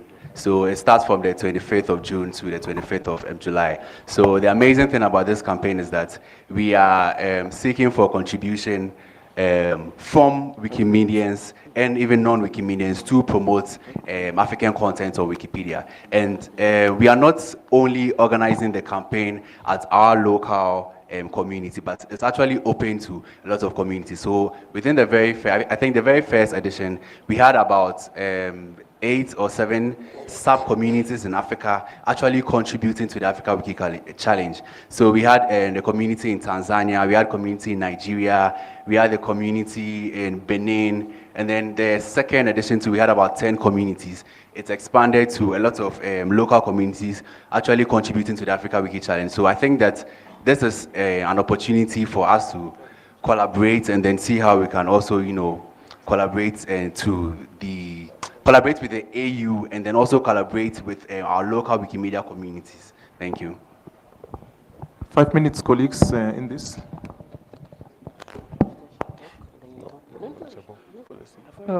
What is your name? Asian. So Asian. From? Ghana. Ghana. Asian rappelait le projet Wiki Challenge, qui est un projet qui a lieu au printemps et sur lequel ils ont été une dizaine de communautés à participer l'année dernière, enfin cette année, et donc il invite à venir rejoindre le projet et collaborer. Vous aurez noté, je parle aux francophones, qu'il y a une petite confusion qui se crée par le fait qu'on a un projet éducation qui s'appelle le Wiki Challenge et que lui, il a un projet, voilà, ça rajoute un petit degré de confusion des fois dans les... Lui, c'est African Wiki Challenge. Voilà. Okay. Moi, on m'appelle Mermoz Adodo, je viens du Bénin. C'est pour revenir sur ce que Valentin dit, les blocages d'adresse IP. C'est un problème récurrent parce qu'en Afrique, ce n'est pas facile pour nous de mobiliser la communauté. Et vous voyez, vous êtes là, on dit, ben, il y a blocage d'adresse IP, alors que les nouvelles personnes qui sont venues ne comprennent pas ce qu'on appelle adresse IP. Maintenant, tu fais des requêtes aux administrateurs, ils commencent à développer des mots techniques, proxy ouvert. Je dis, mais moi, je ne peux pas faire ce boulot et revenir encore sur, commencer par expliquer aux nouveaux contributeurs qu'il y a proxy ouvert. Non, facilitez-nous les choses. Et donc, finalement, j'ai vociféré dans les groupes, et finalement, ce que j'ai fait, la stratégie que j'ai trouvée, c'est que avant les ateliers, tout le monde crée leur compte et je fais une requête aux administrateurs pour dire, bon voilà, j'ai un atelier demain ou bien après-demain, facilitez-nous les choses. Je ne veux pas être en atelier et revenir encore sur l'ordinateur et commencer par vous parler. Donc, ça a commencé par marcher un peu. Et je crois Florence est revenue une fois et a fait genre une lettre pour que tout le monde puisse signer, je ne me rappelle plus. Et effectivement, ça a commencé par porter. Et depuis un certain nombre de temps, il y a moins de blocage d'adresse IP. Donc, je ne sais pas ceux qui vont le faire. Est-ce que c'est les administrateurs? Est-ce que c'est la fondation? Il faut nous éviter ce genre de choses-là. Blocage d'adresse IP, policy ouvert, on n'est pas encore à ce niveau. Facilitez-nous les choses. Merci beaucoup. So Mermoz from Benin is coming back on the issue of the IP address blocking, outlining that what he two things. First, he notices that each time the people are blocked, the language that is being proposed for them is super technical, and most editors have no idea what they are being asked to do. So there's really a problem of trying to facilitate the path for getting unblocked. The second thing he said, recently it has actually become slightly better, so maybe we are beginning to get there. I will share again on the Telegram channel. I created a page after there were so many complaints. About 6 months ago, I created a page where we started recording témoignages, stories, complaints about all the people who got blocked, in particular during editathons, so that it would help the steward and the foundation and the technical community to understand that it's a real problem. So I will share again the link. Again, if you have some stories to tell, go there. Do not hesitate to share the message, the link as well. Thank you, Mermoz. So colleagues, in the interest of time, the next session actually is very much tied to this. Very much actually tied to this. In fact, some of the things that have been spoken about, it was something that we were aiming to speak about in the next session. So I want to open the floor, I want to open the floor for this next 15 minutes. I know that we've been tying this with the AU, but we also have been talking about community reflections.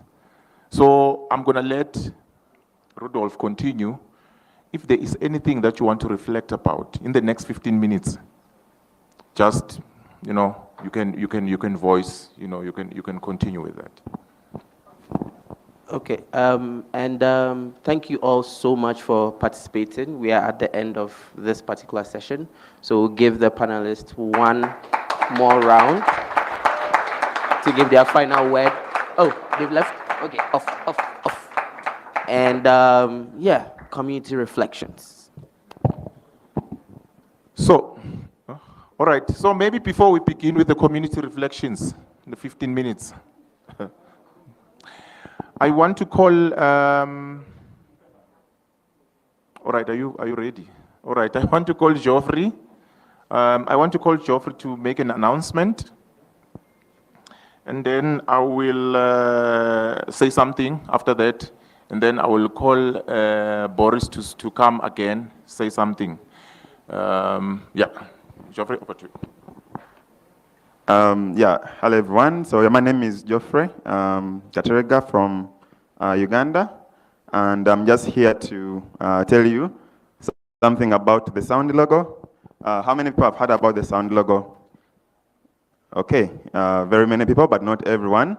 So yeah, if you have not yet heard about the sound logo, as a movement, we are looking for the sound logo that we'll use to associate with all our projects. So we're talking about, yeah, how do we advance Africa's agenda in the future of the movement? So one of the ways that you can really do that is by making sure you vote, you know, for the sound logo. So there was a call for people to submit ideas for the sound logo. Over 3,000 submissions were made, but out of those, the list is being cut down to only 13. Okay? So it went to 100, it went to 40. I was lucky to be one of the selection committee members that is cutting it down to only 13. But now, to choose the only one logo that will be associated with Wikipedia, we need your hand. We need you to help to vote. So the voting will be open in the first week of December, from the 29th actually of November. So once that voting is open, it will be only open for 2 weeks. But it will be nice for you to hear that logo and know, I was part of the voting. So please, when the voting happens, the first thing you should do, vote. But most importantly, ask your community members to vote. It's very easy. You'll hear sound, you like it, vote and say, yeah, this is what I want the sound logo for Wikipedia to sound like. So if you want to know more about what the sound logo is, and also listen to some of the submissions that were made, just go to that website, soundlogo.wikimedia.org. Or you can find it from Romeo's Twitter hand. I think he has already tweeted it. But yeah, thank you, and I'll hand over to Rudolph. Thank you. Rebonjour, je vais traduire. Donc, on vous propose à présent de voter pour le logo sonore du mouvement Wikimedia. Il y a eu énormément de propositions. Il y a une carte notamment qui est disponible avec toutes les propositions proposées par pays. Vous êtes maintenant invités à aller voter en ligne à travers la plateforme qui a été tweetée par Roméo. Voilà. Donc, il a envoyé le lien sur Twitter. Thank you. So I just wanted to say something about the session that we just had. So like I think Mariana said on the first day, at the foundation, we're trying to organize more regionally and to provide spaces like this for us to talk with the communities. So I just want to encourage you guys to think about how we can create two-way dialogues to learn more from the community so we can work in your best interest. And so I just wanted to highlight this as part of my last remarks here. Thank you. Avec une recommandation liée au travail de la Fondation dernièrement, qui est que la Fondation essaye de travailler de plus en plus de manière régionale, donc de penser en termes de regroupement de pays. Donc voilà, n'hésitez pas à garder ça en tête.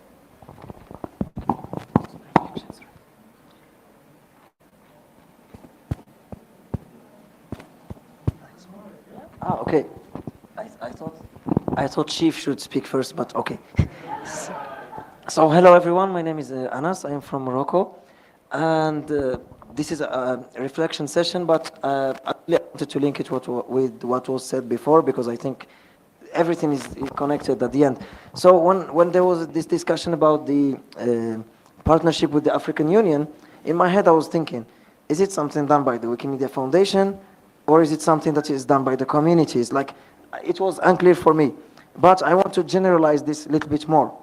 By generalizing, I mean that it's important that we know the roles and responsibilities of the different parts, and that everyone present, especially in conferences, actually know what everyone is doing. I know that this is the end of the conference. I should have said this the first day. The most important is to mingle, you know, as Vincent said, as Dumi said, as many people said, try to go to everyone. We still have time. Try to go to everyone and ask, what are you doing? Are you a community member? Are you writing in this language? Are you working with the foundation? What's your exact role? Because otherwise it's very difficult.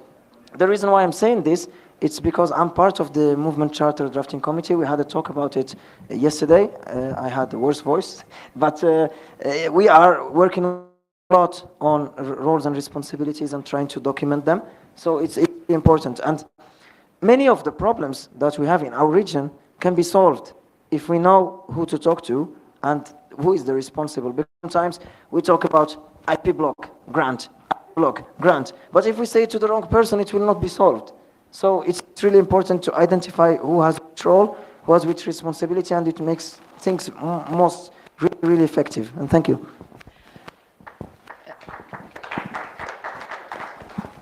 Alors, une petite traduction pour les francophones. Alors, Anas revenait sur une expérience personnelle qui était que quand on lui a d'abord dit que la Fondation allait faire un partenariat avec l'Union africaine, il ne comprenait pas très bien de quoi il retournait.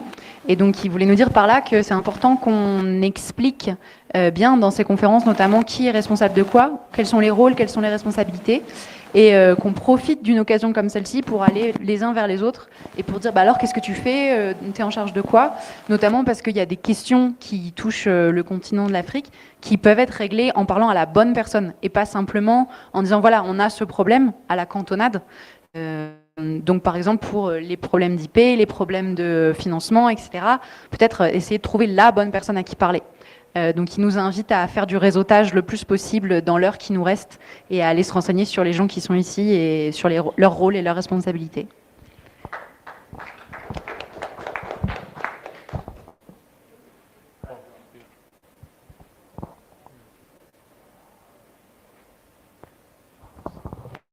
And thank you so much. I have some reflections on the contributions that we have been made. We've been organizing a lot of campaigns across Africa, and we see that there's so much content that is being created online on different language Wikipedias. And one of the things that made me think about what I'm about to say was the fact that when we finished the Africa Wiki Challenge, we're sharing outcome with our partner, which is the UNESCO Ghana. And they were like, so how do people get to know where all these contents are, and how does it get to benefit them? And so what I'm thinking is that in as much as we are contributing on different local wikis and all that, we should also think about how people can know that, okay, there's this kind of content here, this is where you can find them and all that. So this is my reflection. How do we get to do that in a way that is more easy for someone who is not in the Wikimedia movement or a Wikipedian to understand and then know that, okay, there's something like this? Because I personally, until maybe 2019, I didn't even know about the Wikimedia movement, that there's something like that, you know. So getting to like the ordinary person to know about the content that is being produced is also very important. And also I wanted to understand what are the page views on the local Wikipedias that we have? How are people using it? Is this something, we want to understand how impactful the contents that we are creating on them are, like across the continent, so that we can appreciate the impact that we are making in the contributions that we are putting on these platforms. Thank you.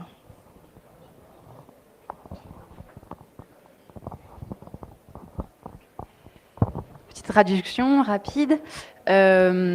Donc, Ruby soulève trois problèmes, je dirais. Le premier, c'est un problème de communication sur ce qui est fait au niveau du mouvement auprès du grand public, pour que les gens sachent ce qui est fait, ce qui existe, ce qui est disponible. Le deuxième, ce serait un problème de knowledge management. Comment on fait pour que les nouveaux sachent où trouver les informations. Et le quatrième, c'est un problème qu'elle rencontre, elle, de son côté. Comment connaître l'impact de nos contributions. Donc, elle disait, en gros, on contribue sur des petits wikis, dans des langues, enfin des jeunes wikis, on va dire, qui ont encore peu d'articles. Et donc, on voudrait savoir si nos pages sont lues, par combien de personnes, comment savoir ce genre de choses. Voilà. Okay. Hi everyone. So I'm Mauton. I work for the foundations and the movement strategy and governance team. I will start in French and then, translate in English. It will be really quick.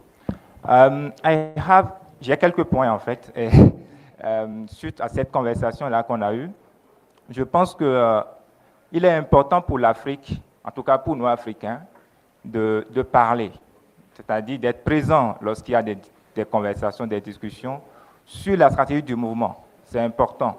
Parce que voilà, si on parle de conversation, il n'y a que 1, 2, 3 personnes qui viennent. Si on ne parle pas, on ne peut pas se faire entendre. Donc c'est important de se faire entendre. Et puis la deuxième chose, je pense qu'il est important qu'on valorise le travail offline, c'est-à-dire ce qu'on ne fait pas sur les wikis. Il y a pas mal de personnes qui travaillent dans les communautés, qui organisent, mais on a un peu cette tendance-là à dire combien de contributions tu as, combien de trucs tu as, combien de trucs tu as. On n'est pas là que pour éditer, on est aussi là pour participer à la vie du mouvement, pour participer à la stratégie, à la gouvernance. Donc c'est important aussi d'être présent là.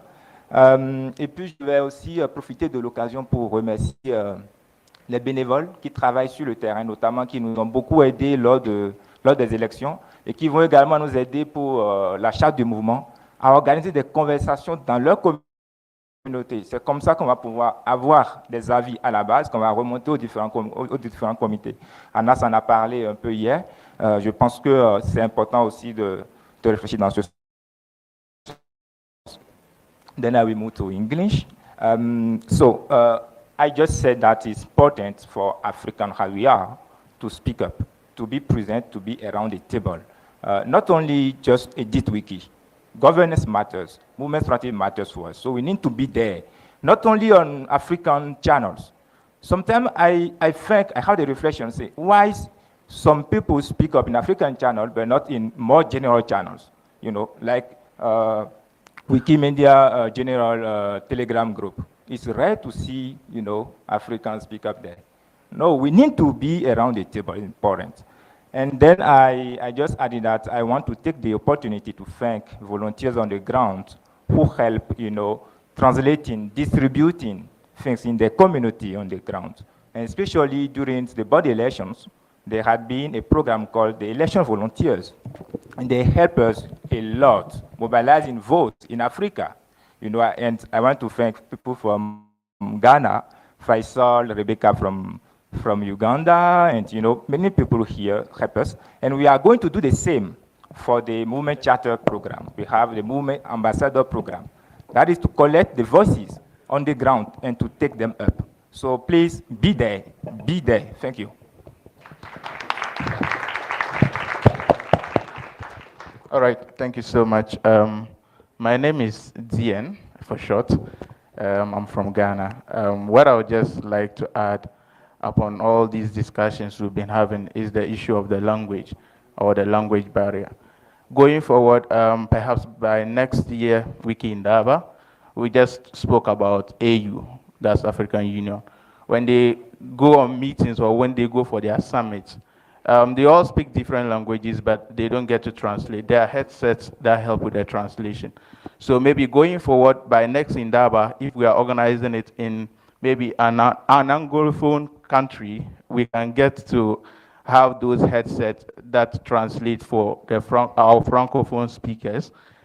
And if it is in a Francophone country, then we get some few headsets that can translate to those who also speak English, so that we get to maximize time and also get everybody involved in the conversation instead of keeping others outside. Like the French that has come up today has just made me feel very bad, meaning over the past few days that we've been here, Sorry to say some of them have been left out, and that is so disheartening. So let's think of this, and I think that challenge is to WISCON. Thank you so much.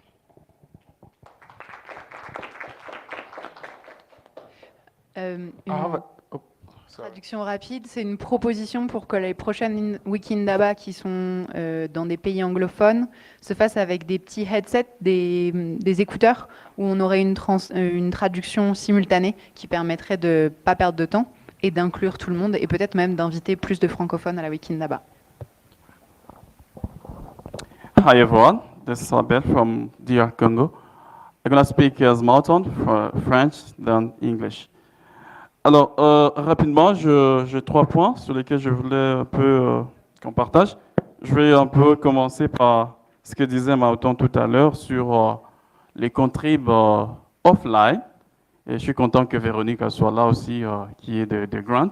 En fait, il s'est posé un problème aussi à la fondation parce que je me rappelle que quand on doit implémenter des activités telles que Kiwix dans le pays, la fondation a du mal à offrir des subventions pour ces genres de projets. Bon, on peut essayer de comprendre dans le sens que la fondation s'est dit comment on va mesurer l'impact, est-ce que ça sera fait tel qu'on veut, ainsi de suite. Ben, je ne pense pas que ça devrait être vraiment un frein pour offrir des subventions pour ces genres de projets. Parce que quelque part, j'appellerais à la fondation d'encourager aussi la confiance aux communautés qui existent déjà. Comment voulez-vous une communauté qui a 5 ans d'existence, 6 ans d'existence, qui demande une subvention pour implémenter un projet offline, vous refusez sous prétexte qu'on n'aura pas un dashboard pour voir ces métriques-là. Donc, peut-être question de réfléchir un peu, qu'est-ce qu'il faut faire pour qu'à votre niveau, vous ayez une façon de mesurer l'impact, au lieu de refuser carrément ce genre d'activité. Ça décourage parce que l'Afrique, nous vivons dans une Afrique où tout le monde n'est pas connecté. Et pour nous, c'est l'occasion, par exemple, d'utiliser Kiwix, soit dans des écoles, soit dans des universités, dans des hôpitaux, ainsi de suite, pour essayer d'aider tout le monde à accéder à Wikipédia. On voudrait que tout le monde ait accès à l'information. Donc ça, c'est un élément. Et justement, parce que je parle aussi des dashboards, je voulais peut-être rappeler aux organisateurs d'événements ici d'essayer d'éviter de rester trop figés dans les dashboards, parce que j'ai constaté, j'ai essayé un peu d'évaluer beaucoup d'activités que nous faisons à travers l'Afrique. Parfois, je me pose des questions. C'est vrai vraiment ça? On vous dit, on a fait telle activité, vous voyez les dashboards, vous avez des chiffres tellement élevés, alors on s'arrête à ça, parce que parfois on se demande, est-ce que les dashboards reflètent la réalité de ce qui s'est passé? Pourquoi j'ai dit ça? Parce qu'il peut arriver que dans un événement, il y ait juste 1 ou 2 contributeurs qui essaient de faire le plus de choses, et du coup, parce qu'eux ils vont travailler un peu beaucoup plus, et parce que le tableau de bord sera là pendant 1 mois ou 2. Voilà, juste ces 2 ou 3 personnes vont faire 80% du travail. Alors qu'en réalité, ça ne reflète pas ce qu'il y a de ce qu'on voulait. Donc, l'idée, c'est que aux organisateurs d'événements d'essayer d'aller au-delà des chiffres, qu'on ne soit pas seulement figé chiffres, mais qu'on voit aussi les retombées. On a fait une formation. Est-ce qu'un mois après, 2 mois après, ces personnes continuent à contribuer? C'est-à-dire question de suivre un peu le graphe. Parce que le constat, c'est peut-être on a fait la formation, nous sommes là, mais est-ce que 2 mois après, on essaie de monter ou c'est à plat et puis ça finit comme ça? Donc, et le dernier point, je voulais aussi, toujours dans cette même optique, les organisateurs d'événements internationaux tels que WikiIndaba, Wikiconvention francophone, surtout dans les scholarships, qu'il y ait un peu plus d'équité et qu'on essaie de réfléchir aussi à la diversité de participants. Parce que par moment, il y a certaines frustrations. Certaines personnes se posent la question, pourquoi nous n'avons pas été retenus? Qu'est-ce qui s'est passé? Alors, il serait idéal pour ces organisateurs d'essayer soit de mettre des règles carrément que tout le monde comprend, parce que du point de vue transparent, c'est très important. Je crois que ce qu'on fait en Wikifranca, un peu, on essaie de voir ces règles, mais sur WikiIndaba, les gens n'ont pas vu ça, ça a créé un peu, pour certaines personnes, de frustration. Donc, essayez de voir comment vous pouvez améliorer cela et essayer de voir, voilà, nous voudrions que ce soit inclusif, qu'il y ait beaucoup de pays qui soient là, qu'il y ait beaucoup de personnes qui soient là, et non pas seulement une certaine catégorie de gens. So, very quickly, for English-speaking people, I was just talking about offline contribution. So, we won't implement activities like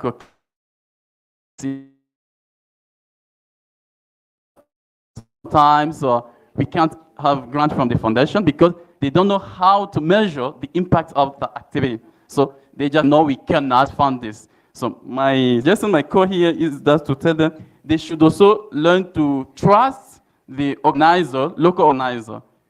People are organizing activity for 5 years, 7 years. The foundation needs also to trust them to run such activities. The other one, I was talking about the dashboard. I was calling for organizers.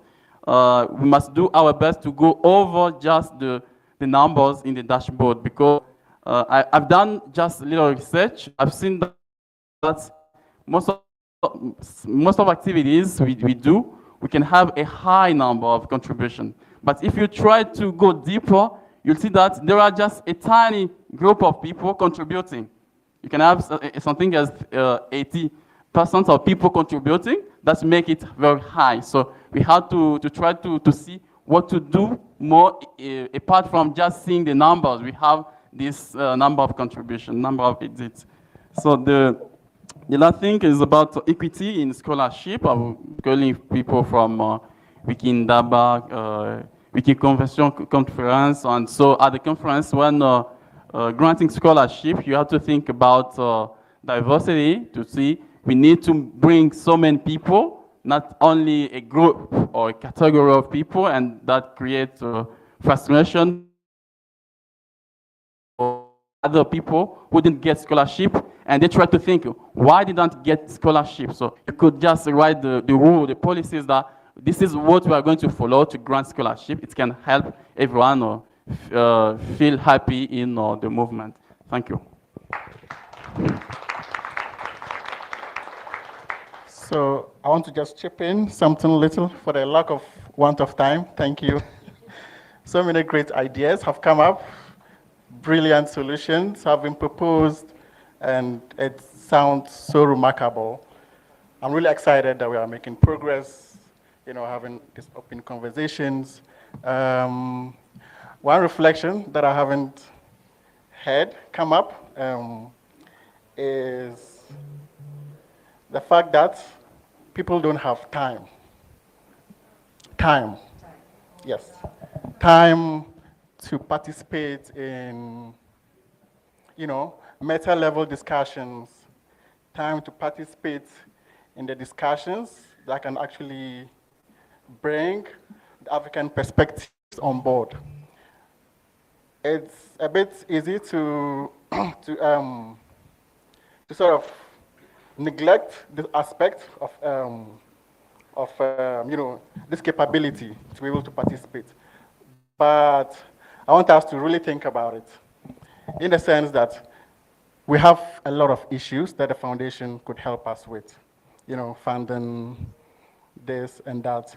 But we would also like to have discussions around, some of the things that we can do, given that we have this structural problem in this part of the world, that people don't have time, but primarily Africans don't have time.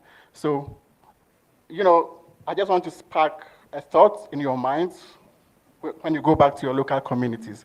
How can we maximize the little time that we have to be able to participate?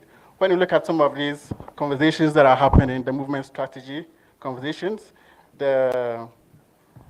you really have to sit down and give it time to even understand what is going on.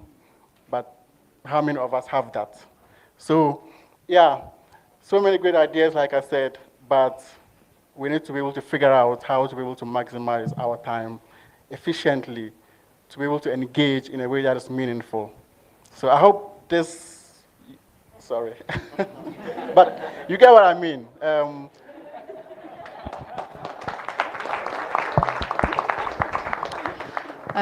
Alors, en 2 phrases, toutes les propositions qui ont été faites aujourd'hui prouvent qu'on avance et qu'il y a beaucoup de choses qui sont proposées. Mais ça demande du temps. Et il est évident que dans le continent africain, ce dont on manque le plus, c'est de temps. Les gens manquent de temps. Et donc, la question principale serait comment maximiser le temps des bénévoles, des Wikimédiens africains, pour réussir à mettre en place toutes ces choses de manière durable et fiable. Okay, colleagues, I have to do this. I have to announce that the people that are going to be sleeping at the hotel, whose stay has been extended because of the strike that is happening with Kenyan Airways, they would need to register with let just them come out and register with the event manager, Numas. There's a registration list there. So that, because the price to sleep here, we've got them at a discounted price. So that when we add, for the next, we still get that discounted price. So if you don't register, we're going to pay that discounted price. You're going to have to add the one that is not discounted. Yeah, but what I wanted to say, colleagues, what did I want to say? Oh, I wanted to talk about, I'm standing on behalf of WISCOM now. Yeah, I'm standing on behalf of WISCOM. WISCOM was founded, WISCOM stands for WikiIndaba Steering Committee. It was founded, I think in 2017 or I think it's 2017. Yeah, so it was founded after it was realized that the people who are organizing the conference, they get better. These kinds of conferences, to organize them, you actually it can fry your brain. Yeah, you get fried, like seriously. So in order to prevent that, we've learned a lot of things. I've learned that now, actually I was observing here, I've learned that when we started translating, when we started interpreting and accommodating the French, I'm starting to see them contributing actively. But they were keeping quiet because they could not, catch some of the conversation. Something that we've learned about, next time when we put a grant application, we need to add a line item that has to do with translation, so that we include. So those are the kinds of things that we learn as WISCOM organizers. Derek is going to tell us who's going to be representing Rwanda. I hope it's him, because the communities, after we leave, the conference leaves, they have to select one member that will be standing, representing that community. And I know that it's one of the 4 people that were really been instrumental, been part of the organizing committee. So I hope, that we remember this, and then we add to the next representative. So WISCOM was founded in order to relieve the burden on the countries that are selected to organize this conference. It is founded to make sure that the conference happens every year. We don't have a break. Even if it's COVID-19, it still happens. But we are organizing it from the previous learnings that we've taken from the previous conferences, so that you don't start from the scratch, So in that regard, that's how WISCOM is formed. It's formed by those those previous community members. Also, in that we have 2 members of the community who have not organized the conference, who are just there to learn. So now actually that process of volunteering, we've actually sent out the application to apply, and they've applied. So we need to process who's going to be coming from the community, who's not hosted, who's going to be part of WISCOM. So that's how it's happening. The issue of scholarship. When we applied for scholarship to host this conference, it was during the time of uncertainty. It was during the time of COVID-19. We did not know what was going to happen. This country was under lockdown. Many countries were under lockdown. We really did not know the numbers. We even did not know that this conference was going to take place. But because we are WISCOM, we want the conference to take place every year. We applied regardless. So we said, What we're going to do, we're just only going to apply for 40 scholarships. We're going to put a line item that say we're applying for 40 scholarships, and then we times the money by the inflation that was happening at the time, which is, yeah, I don't know about in your currency, but yeah, we put that inflation and the line item there, and then all of a sudden, COVID-19 goes away. What happens? We've got a flood of community members. I think we've had 224, if I'm not mistaken, applications against 40 scholarships. You can imagine. It was. I think someone in the scholarship committee used the word that it was. I forget the word, but yeah, it was brutal. Yes, that's the word. It was brutal. Looking at the numbers there. So, but it was 26 countries that applied for scholarships to come here in this conference. We made sure. Oh, it's 28. Yes, it was 28 countries that applied for the scholarship. But we made sure that each and every one of those countries is represented here. We did make sure. No country that applied was not. So we received backlash from experienced Wikipedians because they said, I'm not chosen in my community. But look at this person is not experienced. You know, he's chosen. No, we balance the number. We choose 2 from your country.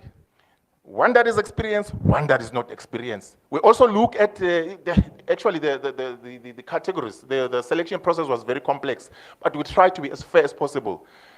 If there's one person that is experienced that is coming, one is not coming. If we see that 2 of them, one is experienced, one is not experienced, and they are male, we balance the gender. That okay, this one that is not experienced, okay, can be female, and then this one can be male. We make sure that everyone is coming.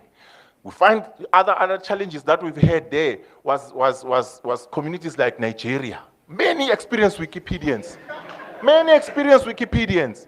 And then other communities, we find that it's very less experienced Wikipedians, but still they need representation. So those are the challenges that we faced.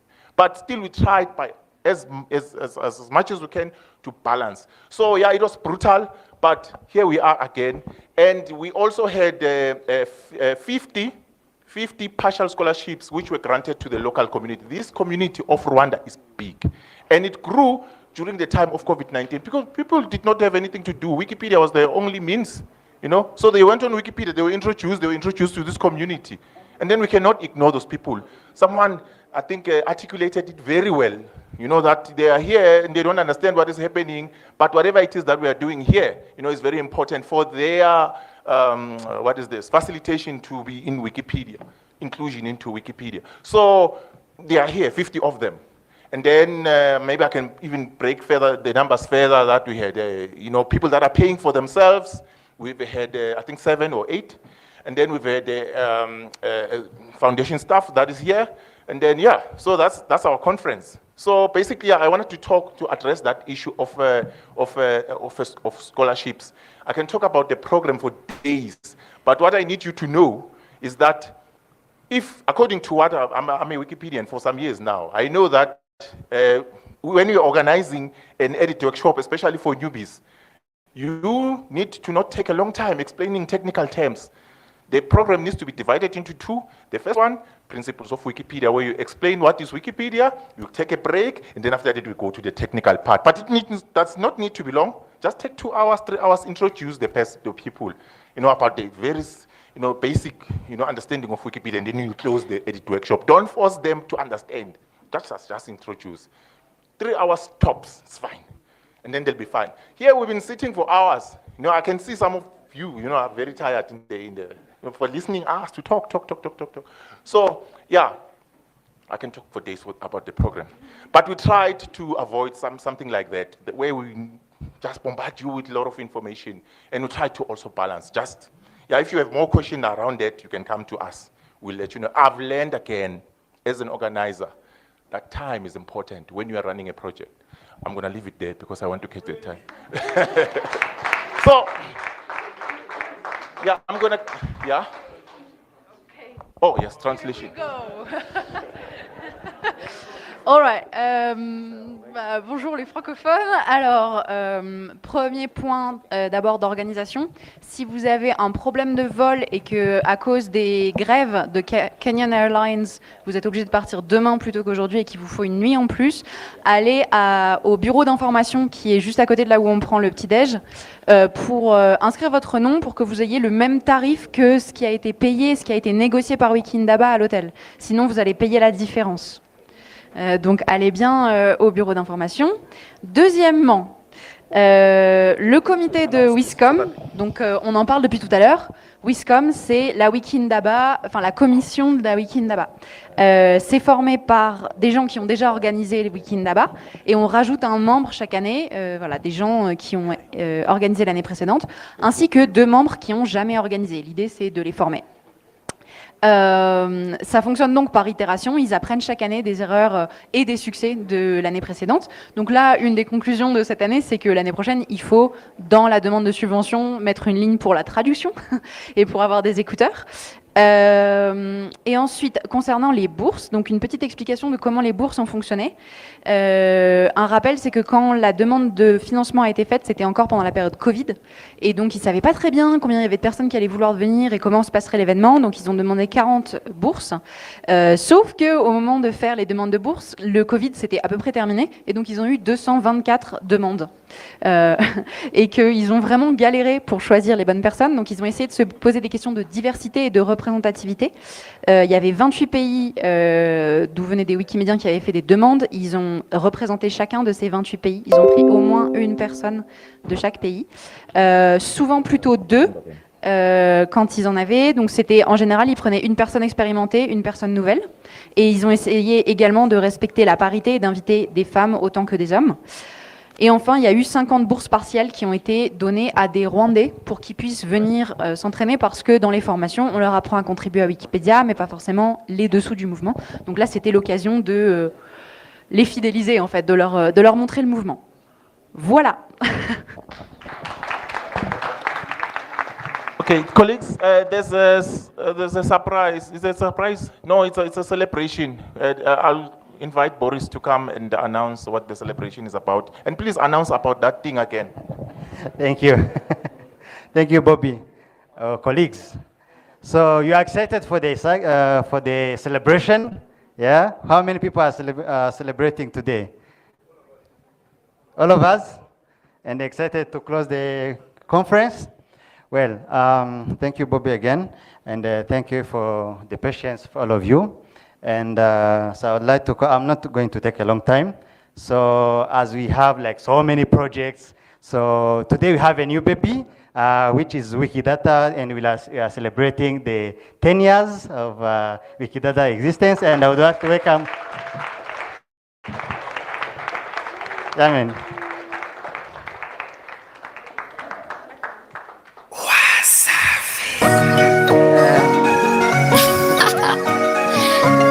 Uprise music, babe.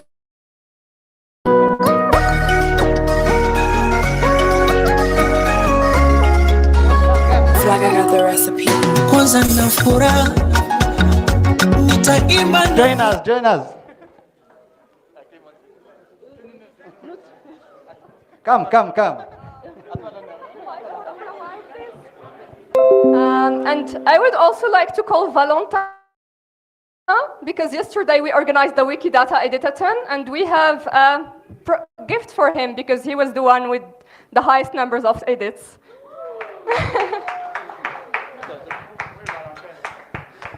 So at Wiki World Heritage, we believe in the power of Wikidata, and it's our favorite project. That's why we have this cake to celebrate the birthday. Thank you. Let's go back to our seat.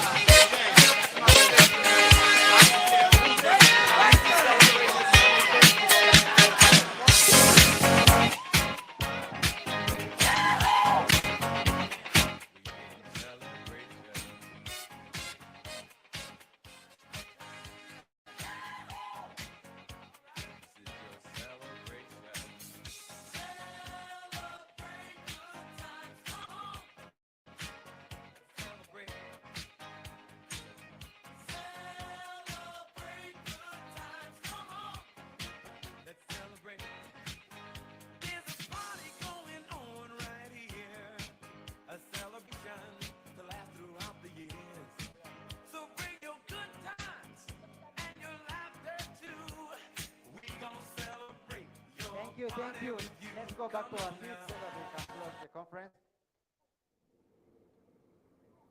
Let's go back. So we'll take the cake. It might seem crazy what I'm about to say. Sunshine, she's here. You can take a break.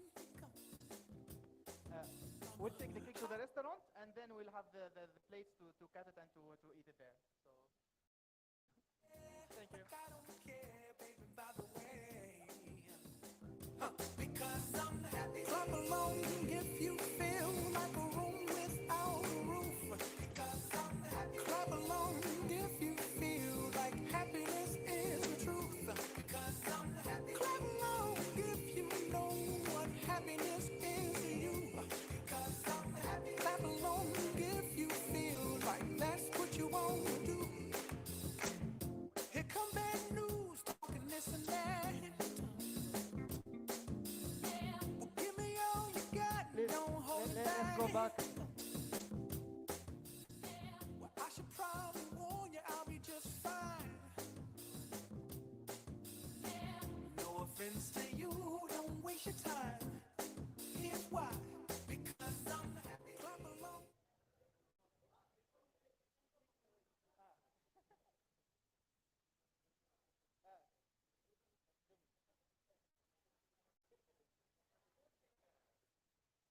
Let's have a seat again so that we can close.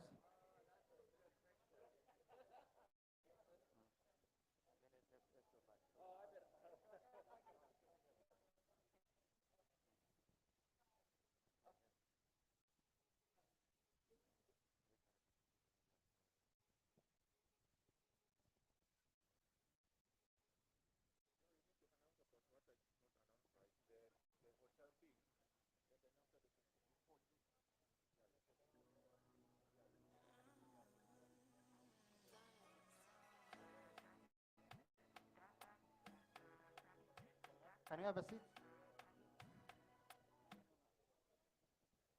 Can we have a seat, please? Hello?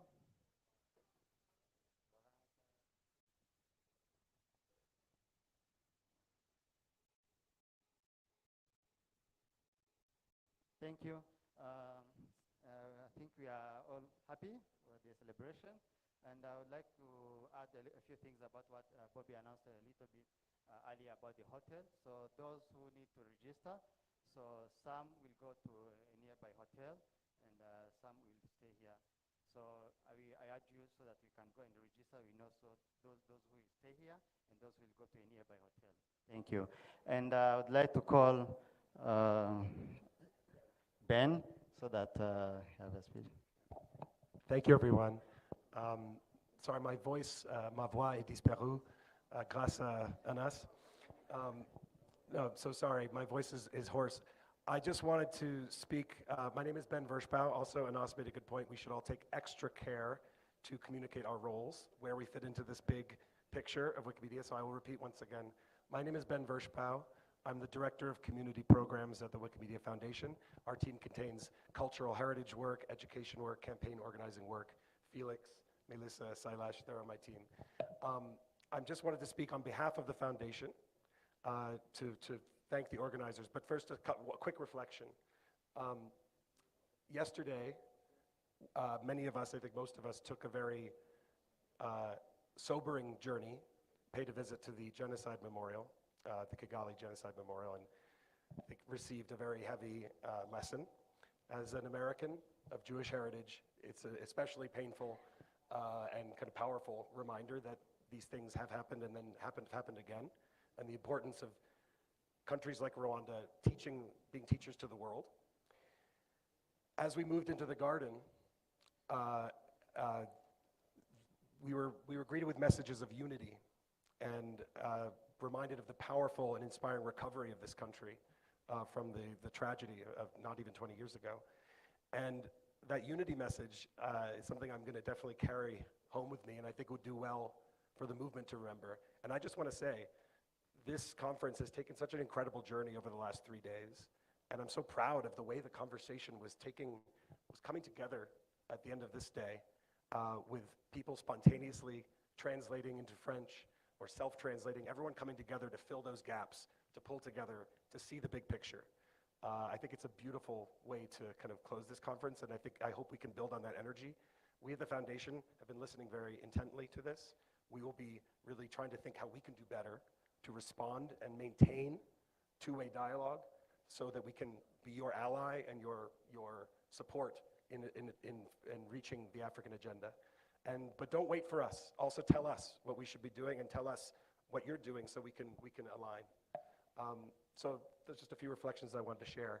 Last but certainly not least, I just want to give a huge round of applause to the organizers, to Community User Group Rwanda. If I know for a young user group, organizing a conference like this is an amazing opportunity, also a trial by fire.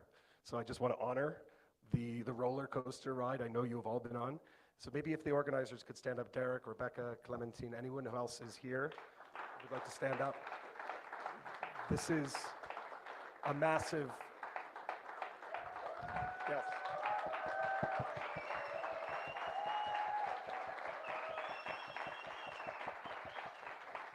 And I will stop talking and hand it over to Derek and whoever else from the user group would like to make some closing remarks. But thank you again. This was a marvelous conference, and I've learned so much. Thank you.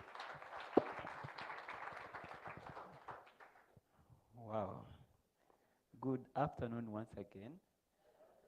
Wow. Like we never thought we would reach this day. That's the truth. Yes. So for now, do we have? Oh, okay.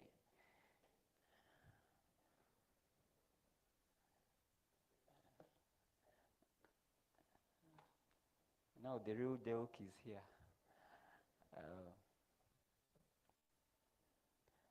Yes, so I'll begin with appreciations, then go to the apologies. I begin with apologies, right?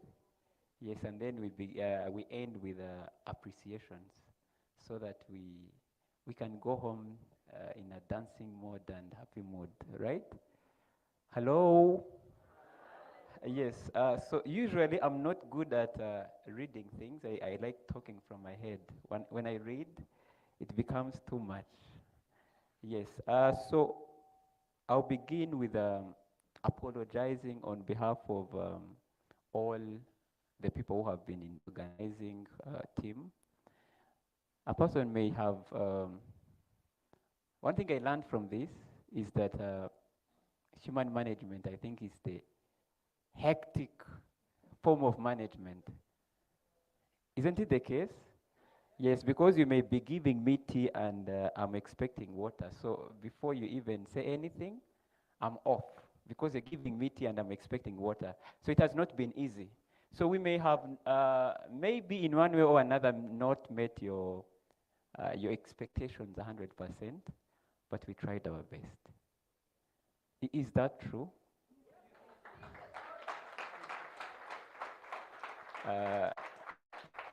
Yes. So if anything has gone wrong in any way, I would like to take that responsibility and apologize on behalf of everyone. Before I go to another item, the first time when we began, we informed people about the friendly space policy. At the moment, we didn't receive any report. So before I congratulate ourselves, I would like to give 1 minute for a person who might have experienced harassment and maybe they never took a further step to report. Do we have any? If we have any, please, by show of hand. Oh, okay, yes. So if we have, oh, yes, we have one. I had to do this because usually it's, yes.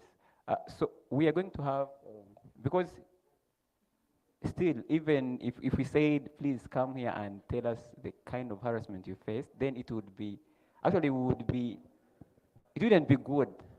Yeah. Yeah, if there are any complaints, I think they should be handled discreetly, so not on the main floor. So the request should be to report to the information desk and the people responsible. Yeah, so please do that discreetly. That's the request. Thank you. Okay, thank you so much. So for a person who has experienced harassment, thank you so much for that. Derek, I would like, nevertheless, I agree that if there is any harassment, it should be mentioned privately. Yes. But in this case, I would like to explain just why I showed my hand, because it's not harassment from a person. Everybody was absolutely on their best behavior, I think, I hope. Yes. So it's absolutely not that. The only thing that really annoyed me last night was the movie that was displayed in the bus. There were some elements in the movie displayed in the bus which I think was not okay. Oh, yes. So it's absolutely not people here, and you guys probably you were not involved into this display at all. But I'm just mentioning it because I thought it was not so cool. Yes. That's it. But could we please clap for her? Great. Yes, because the reason why I said we should clap for her, people's faces were changing. They're like, what happened to her? So she made it very clear. So in case you have a person who experienced harassment of any kind, please report to the information desk, because it wouldn't make sense for a person to come here and they... Isn't it the case? Yes, thank you so much. So we are going to the appreciations item on our agenda. As I kept meeting people alongside the way, and they're like, oh, Derek, thank you so much, good. I even started receiving gifts. But the honest part of it, the person you're seeing here couldn't be able to arrange all this alone. That's the reality. So with that being said, I would like to begin with appreciating our government. So far we don't have a government representative, but I know in one way or another this message is going to reach them. So we couldn't be doing whatever we are doing here if we didn't have peace. We couldn't be doing whatever we are doing if we didn't have a supporting and supportive government. Hello? And I think people, since we are representing different communities, so there are people who really know what I mean. You want to do something good that benefits the entire world, but the government says, you know what? No. So on behalf of the people who attended this, because from the testimonies, it has been a nice experience. So I would like to appreciate our government. For those who went to the Genocide Memorial Site yesterday, I think you didn't have enough time, but at least you have a picture of how Rwanda looked like in the past 28 years. So it takes a lot of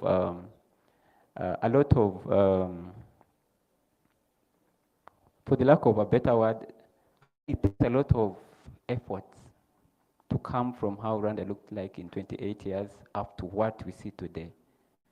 And I just pray we keep seeing the same things happening in other countries, African countries. So I appreciate the government of Rwanda for providing a space where people like Wikimedians can sit, address their ideas without being afraid, where people can walk and they're not afraid of being kidnapped. So we appreciate the government of Rwanda. Secondly, I appreciate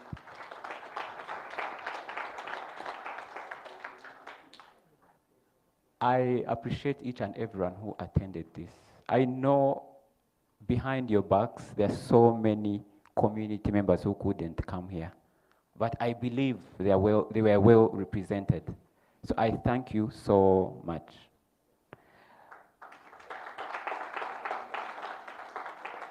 I would like to extend my appreciations to when it comes to these people, the WISCOM team, WikiIndaba Steering Committee.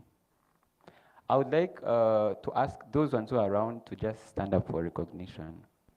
WISCOM committee members.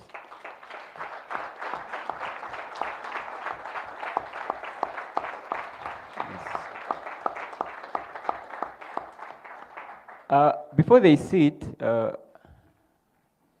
it's very hard to do something when you're doing it for the first time, because you don't have any learning points, you don't have any information about what worked and didn't work out. So these people were there, they guided us from the first day up to date. So I would really like us to appreciate them again. Yeah.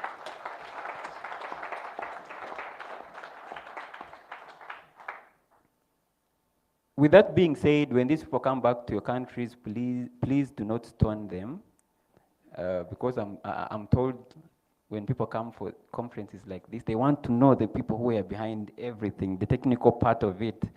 So some people may be asked, oh, so you were the people selecting people, and my sister was not selected to be here, so you're the one.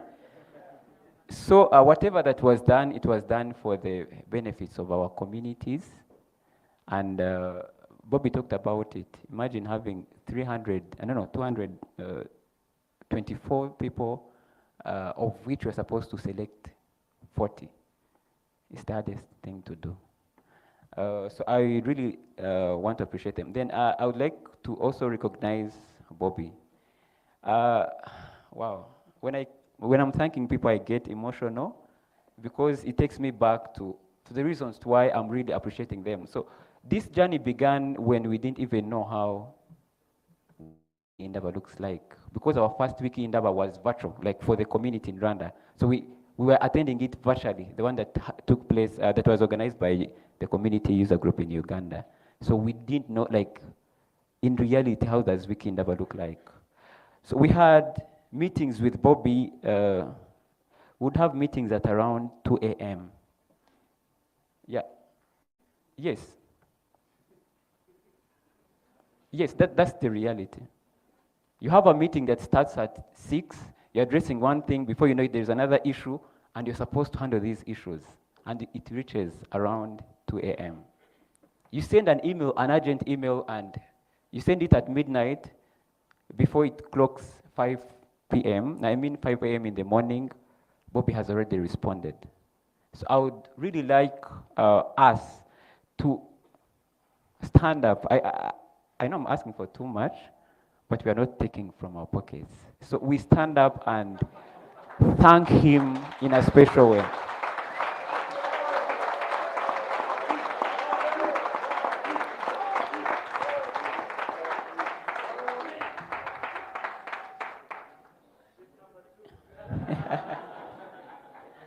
Yes, I would also like to appreciate Geoffrey.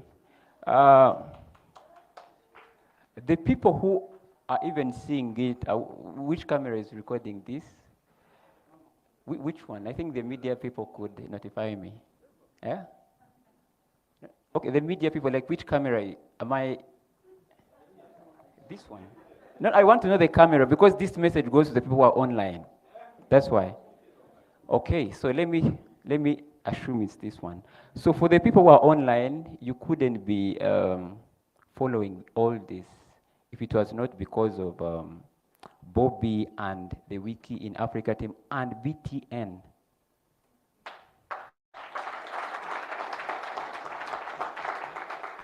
And that will lead me to this message. So for the online people, that was your specific message. So this leads me to the message that I want to extend to the WMF grants teams and so on. I know there's so many regional grants team and so on. So we really, we all know you can't do this without money, right? So I would like us to appreciate the WMF for sponsoring the whole event. And in the same regard, I would like to make a recommendation to the people, even if it's a community and you're the person responsible for grants giving in your community. I'm addressing this message to you. Before we tell people who are in need of grants, before we tell them messages like this, oh, this is too much, you're asking for too much money. This only applies in the US. Africa has changed. I know there are people who came here and they are like, is this really Africa? No, that's the reality. I talked to people. So things have changed, and that's the reality. So it gives, it's very sad if you write something on a budget and a person tells you, actually, read, does this apply in Africa? Things have changed. The way the West gets affected by COVID, the Ukraine war, the same happens here in Africa. So if we keep advising people on what they should do on budgets, reflecting on the events that happened in 2019, we may be lying ourselves. That's the truth. The previous organizers of WikiIndaba may be really getting what I'm talking about. It's really sad if I tell you, okay, we're using transport, for instance, for $2,000, and like, 2,000 in Africa, really? It's really hard. So I would like, it's a recommendation that the next time when you're having bigger events like this now for WikiIndaba, please, before we tell people this is too much to ask, please even make a visitation, go there and see what's happening. Because it will be very easy for the organizers and you who is funding them. Some people may not like to hear what I'm saying, but I know if we are disliked from here, at least in that process, the next organizers, it will be very easy for them. Isn't it the case? Yes.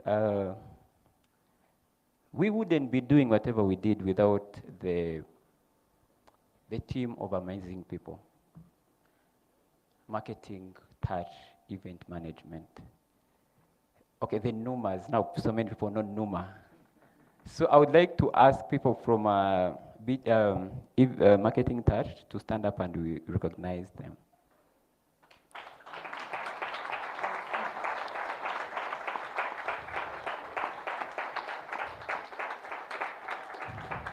Yes.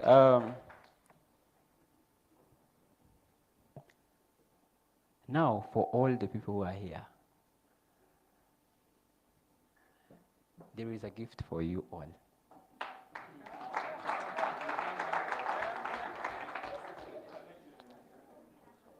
Oh, some people have received gifts, right?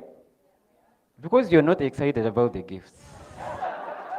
Yes, so there are some gifts that are ready for everyone who attended this, and we hope you go with it. If you leave it behind, it is still good, I will take care of it. But please don't leave it behind. So we're also giving certificates to the partners and sponsors.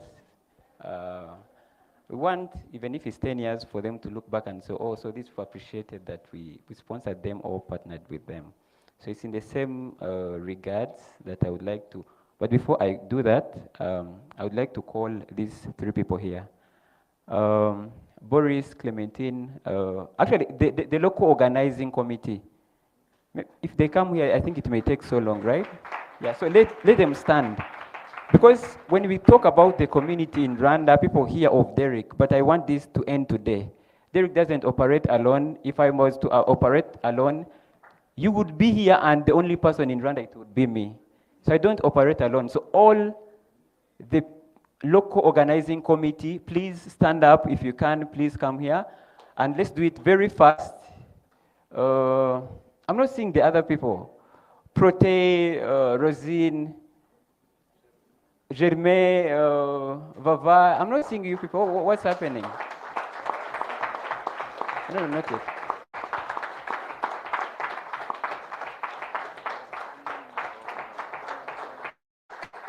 Rosine, Prote, Atete, yes. Please hurry.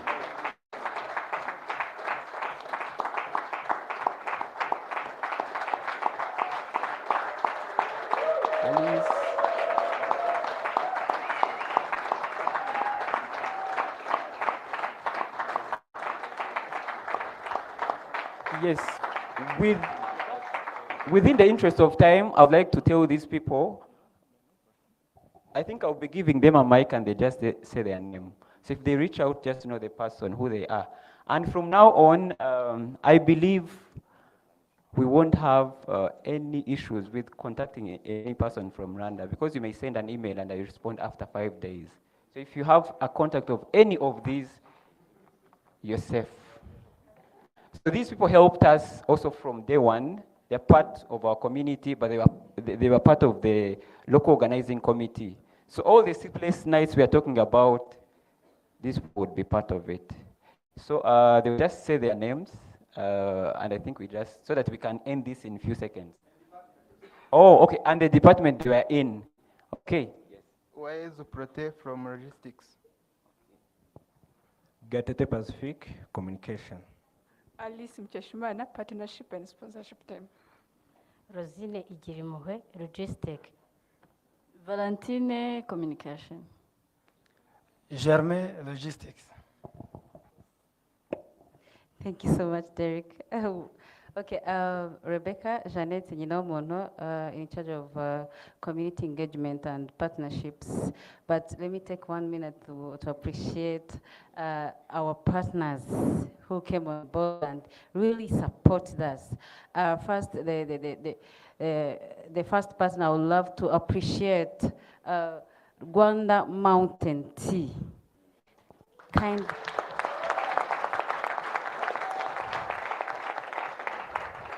Actually, some of the gift, the gift you received yesterday, it's not from our local community. It's Rwanda Mountain Tea who provided such gifts and the best ever. I hope you will enjoy if you get back. And then we have Africa Union. Kindly clap for them. Yes, I would love appreciate again Africa Tech led you. Wiki in Africa, BTN, Derek has mentioned, they really supported us. Till now, they are still supporting. BTN, we appreciate you that much. Yes. As he said, we have a support from the government, but there are main actors who had best practices with us. There's Rwanda Heritage Academy. They've been supporting us throughout 2 years since we started as a smaller group. And there is a Ministry of ICT.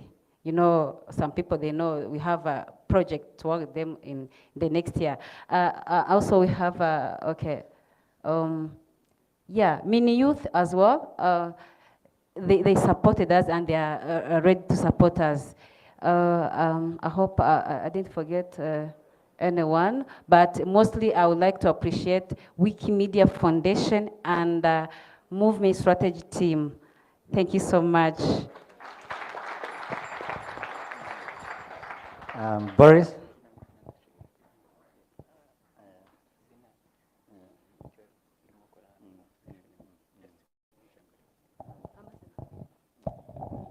Salut, je suis Clémentine Ngirahabihirwe.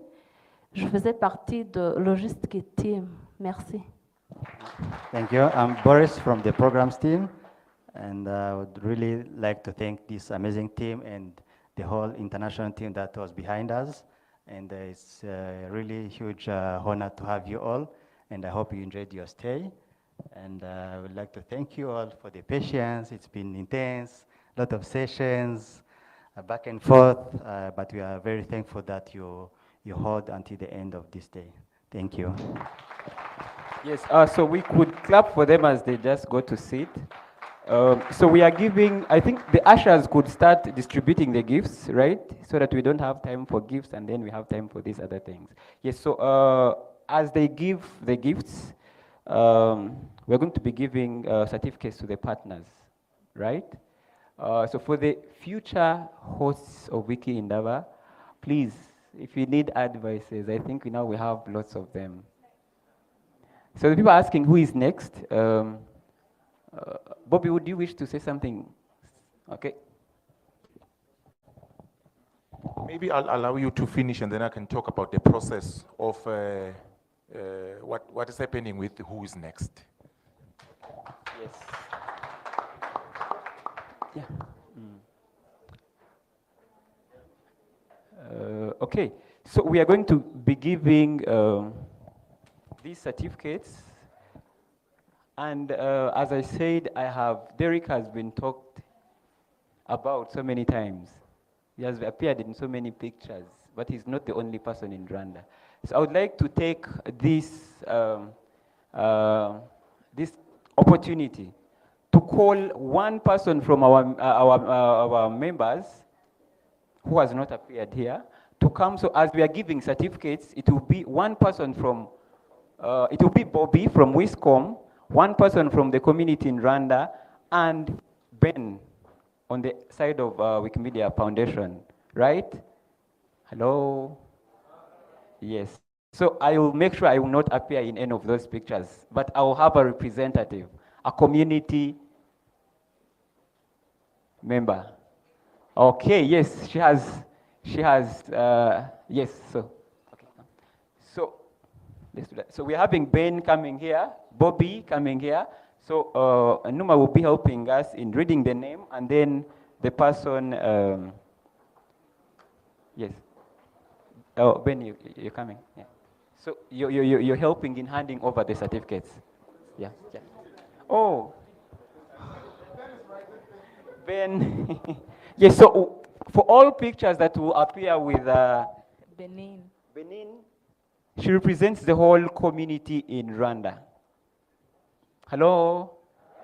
Yes, so Numa will be reading the name. Yes, Ben, you're coming. So you'll be helping in handing over the certificate. So the three of us, WMF, Wiscom, and the Wikimedia User Group Rwanda, right? Right. So since most of these partners or sponsors, they are not around here, but we'll hold this certificate for a group photo for a proper handover after. All right, Ministry of ICT and Innovation, Rwanda Culture Heritage Academy,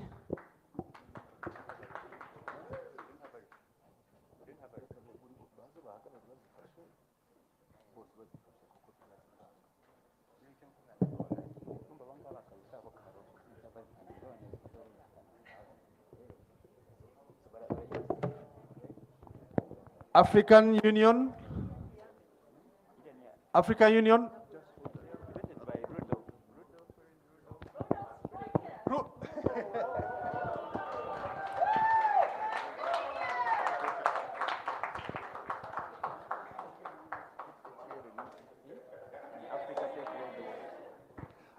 Tech Radio, not represented. Wiki in Africa.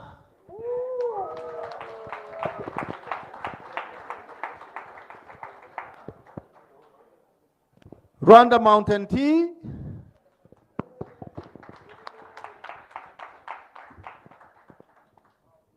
The one and only one, Mr. Ahmed, the CEO of BTN Rwanda. Please come forward for your certificate.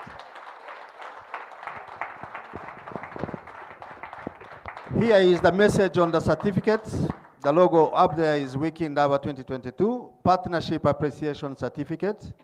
This certificate is presented to the sponsor for partnering with Wikimedia User Group Rwanda to host the 7th WikiIndaba Conference 2022 in Rwanda. We appreciate you, given to this date. Thank you.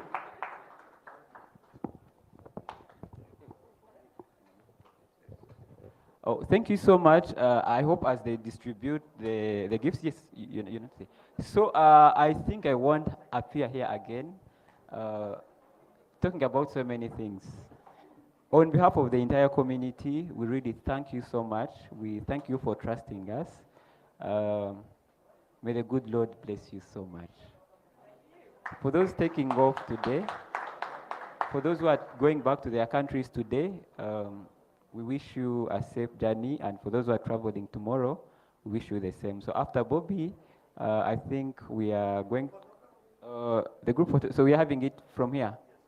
Okay.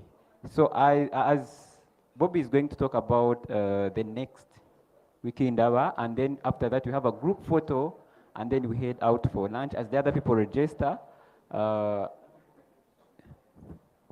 we go to eat. Thank you so much. We have even loved you. Thank you.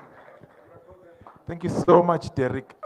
I'm not going to take a long time. I'm going to talk facts. Not facts, man. I'm going to stick to the important points, talking points.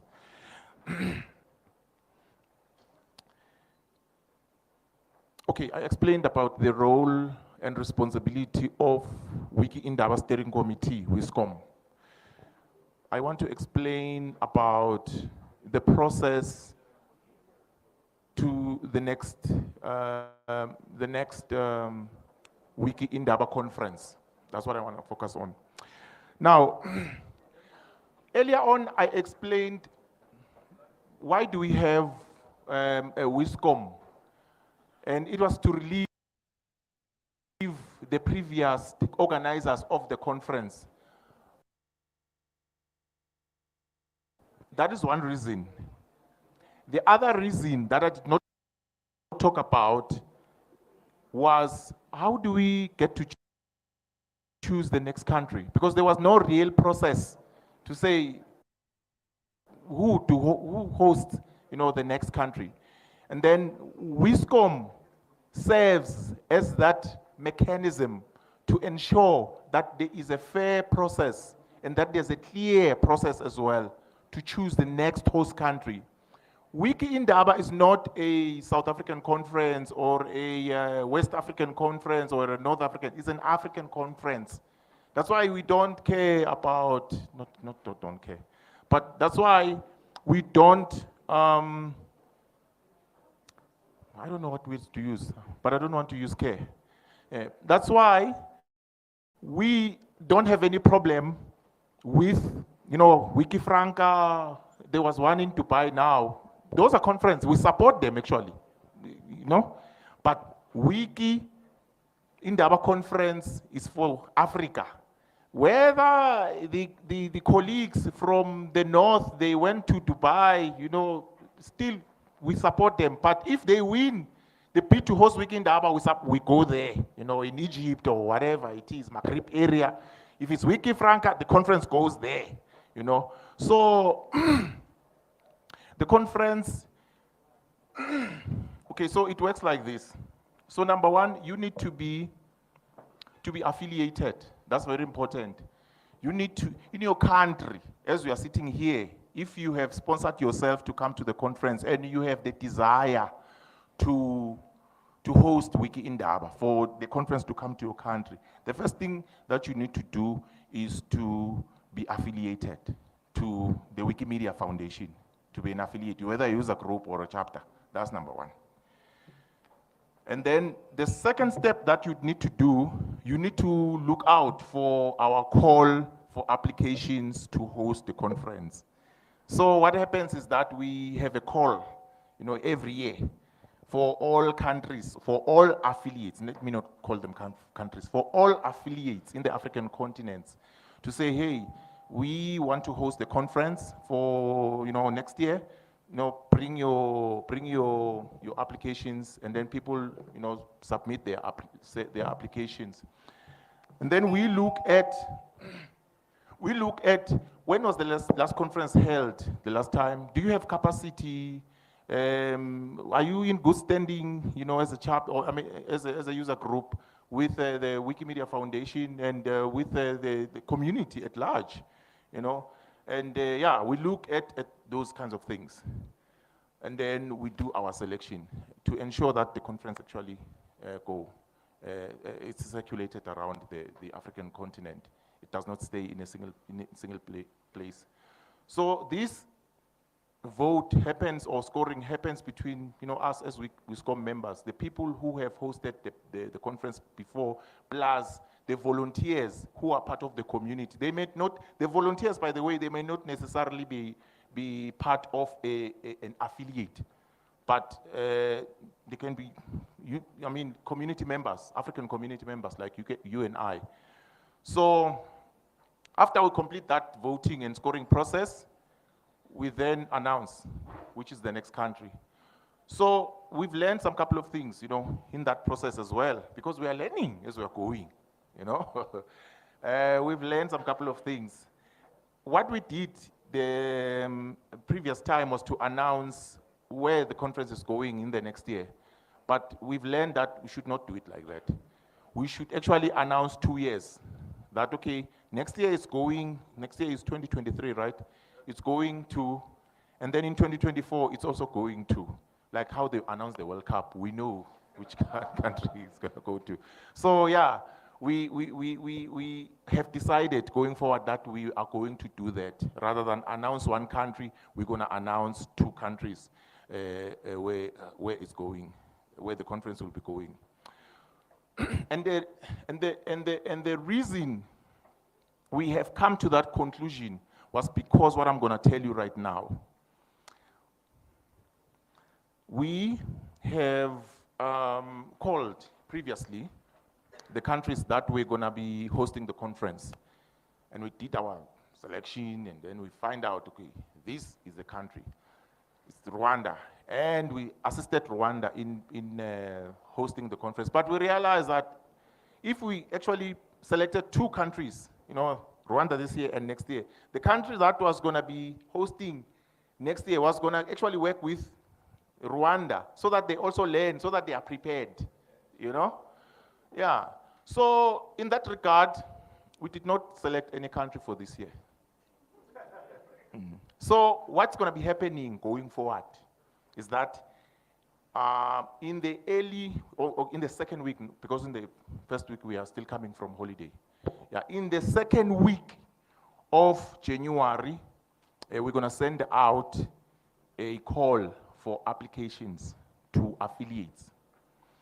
And then we're going to spend another 3 weeks, which is, I think, the end of January. So in the first week or the second week of January, that's when we're going to announce the next host, the 2 next hosts of where the conference will be going for the next 2 years.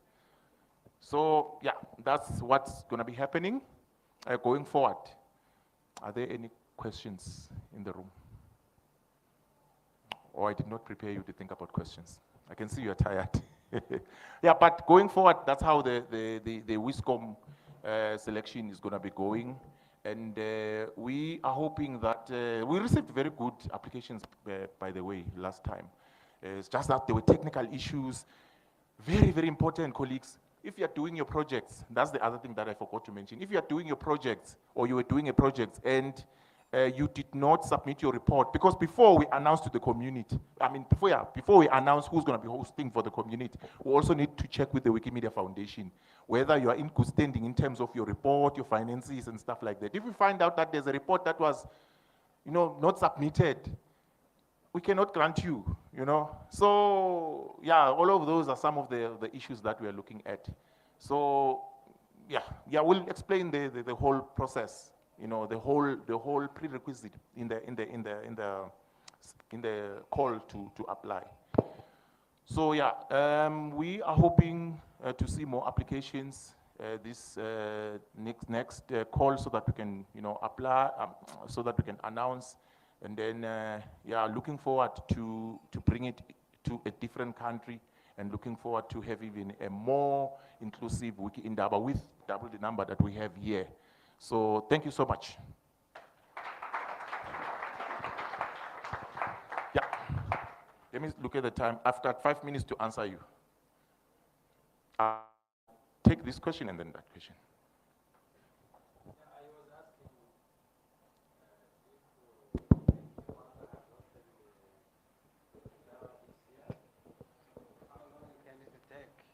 Host it again. Ah, that's a good question. All right, I'm going to take that. It's I don't know if it's a question. It's just that if you're going to make a file to receive proposals, maybe add in a question to know if people want to host 2023 or 2024, because some might not want to apply for 2023, but they would like to apply for 2024. I'm noting that. Yeah, you're noting that, right? Yes. Yeah. Yeah. Yes. All right. Yeah. So what to answer you? So it's 4 years actually. We hosted it in 2014, so it means that we are eligible to host it again. And when I'm saying we, I mean Wikimedia South Africa. Yeah. So it's actually 4 years gap. Yeah. Yeah, 4 years. So if they are hosting it now, my maths is not good. 20, what is 4 years from now? Yeah, so after 4 years, yeah, so they can host it after 2026. In 2026 or after 2026? After 2026, yes. Yeah, do me. Yeah. Yeah. Oh, yes.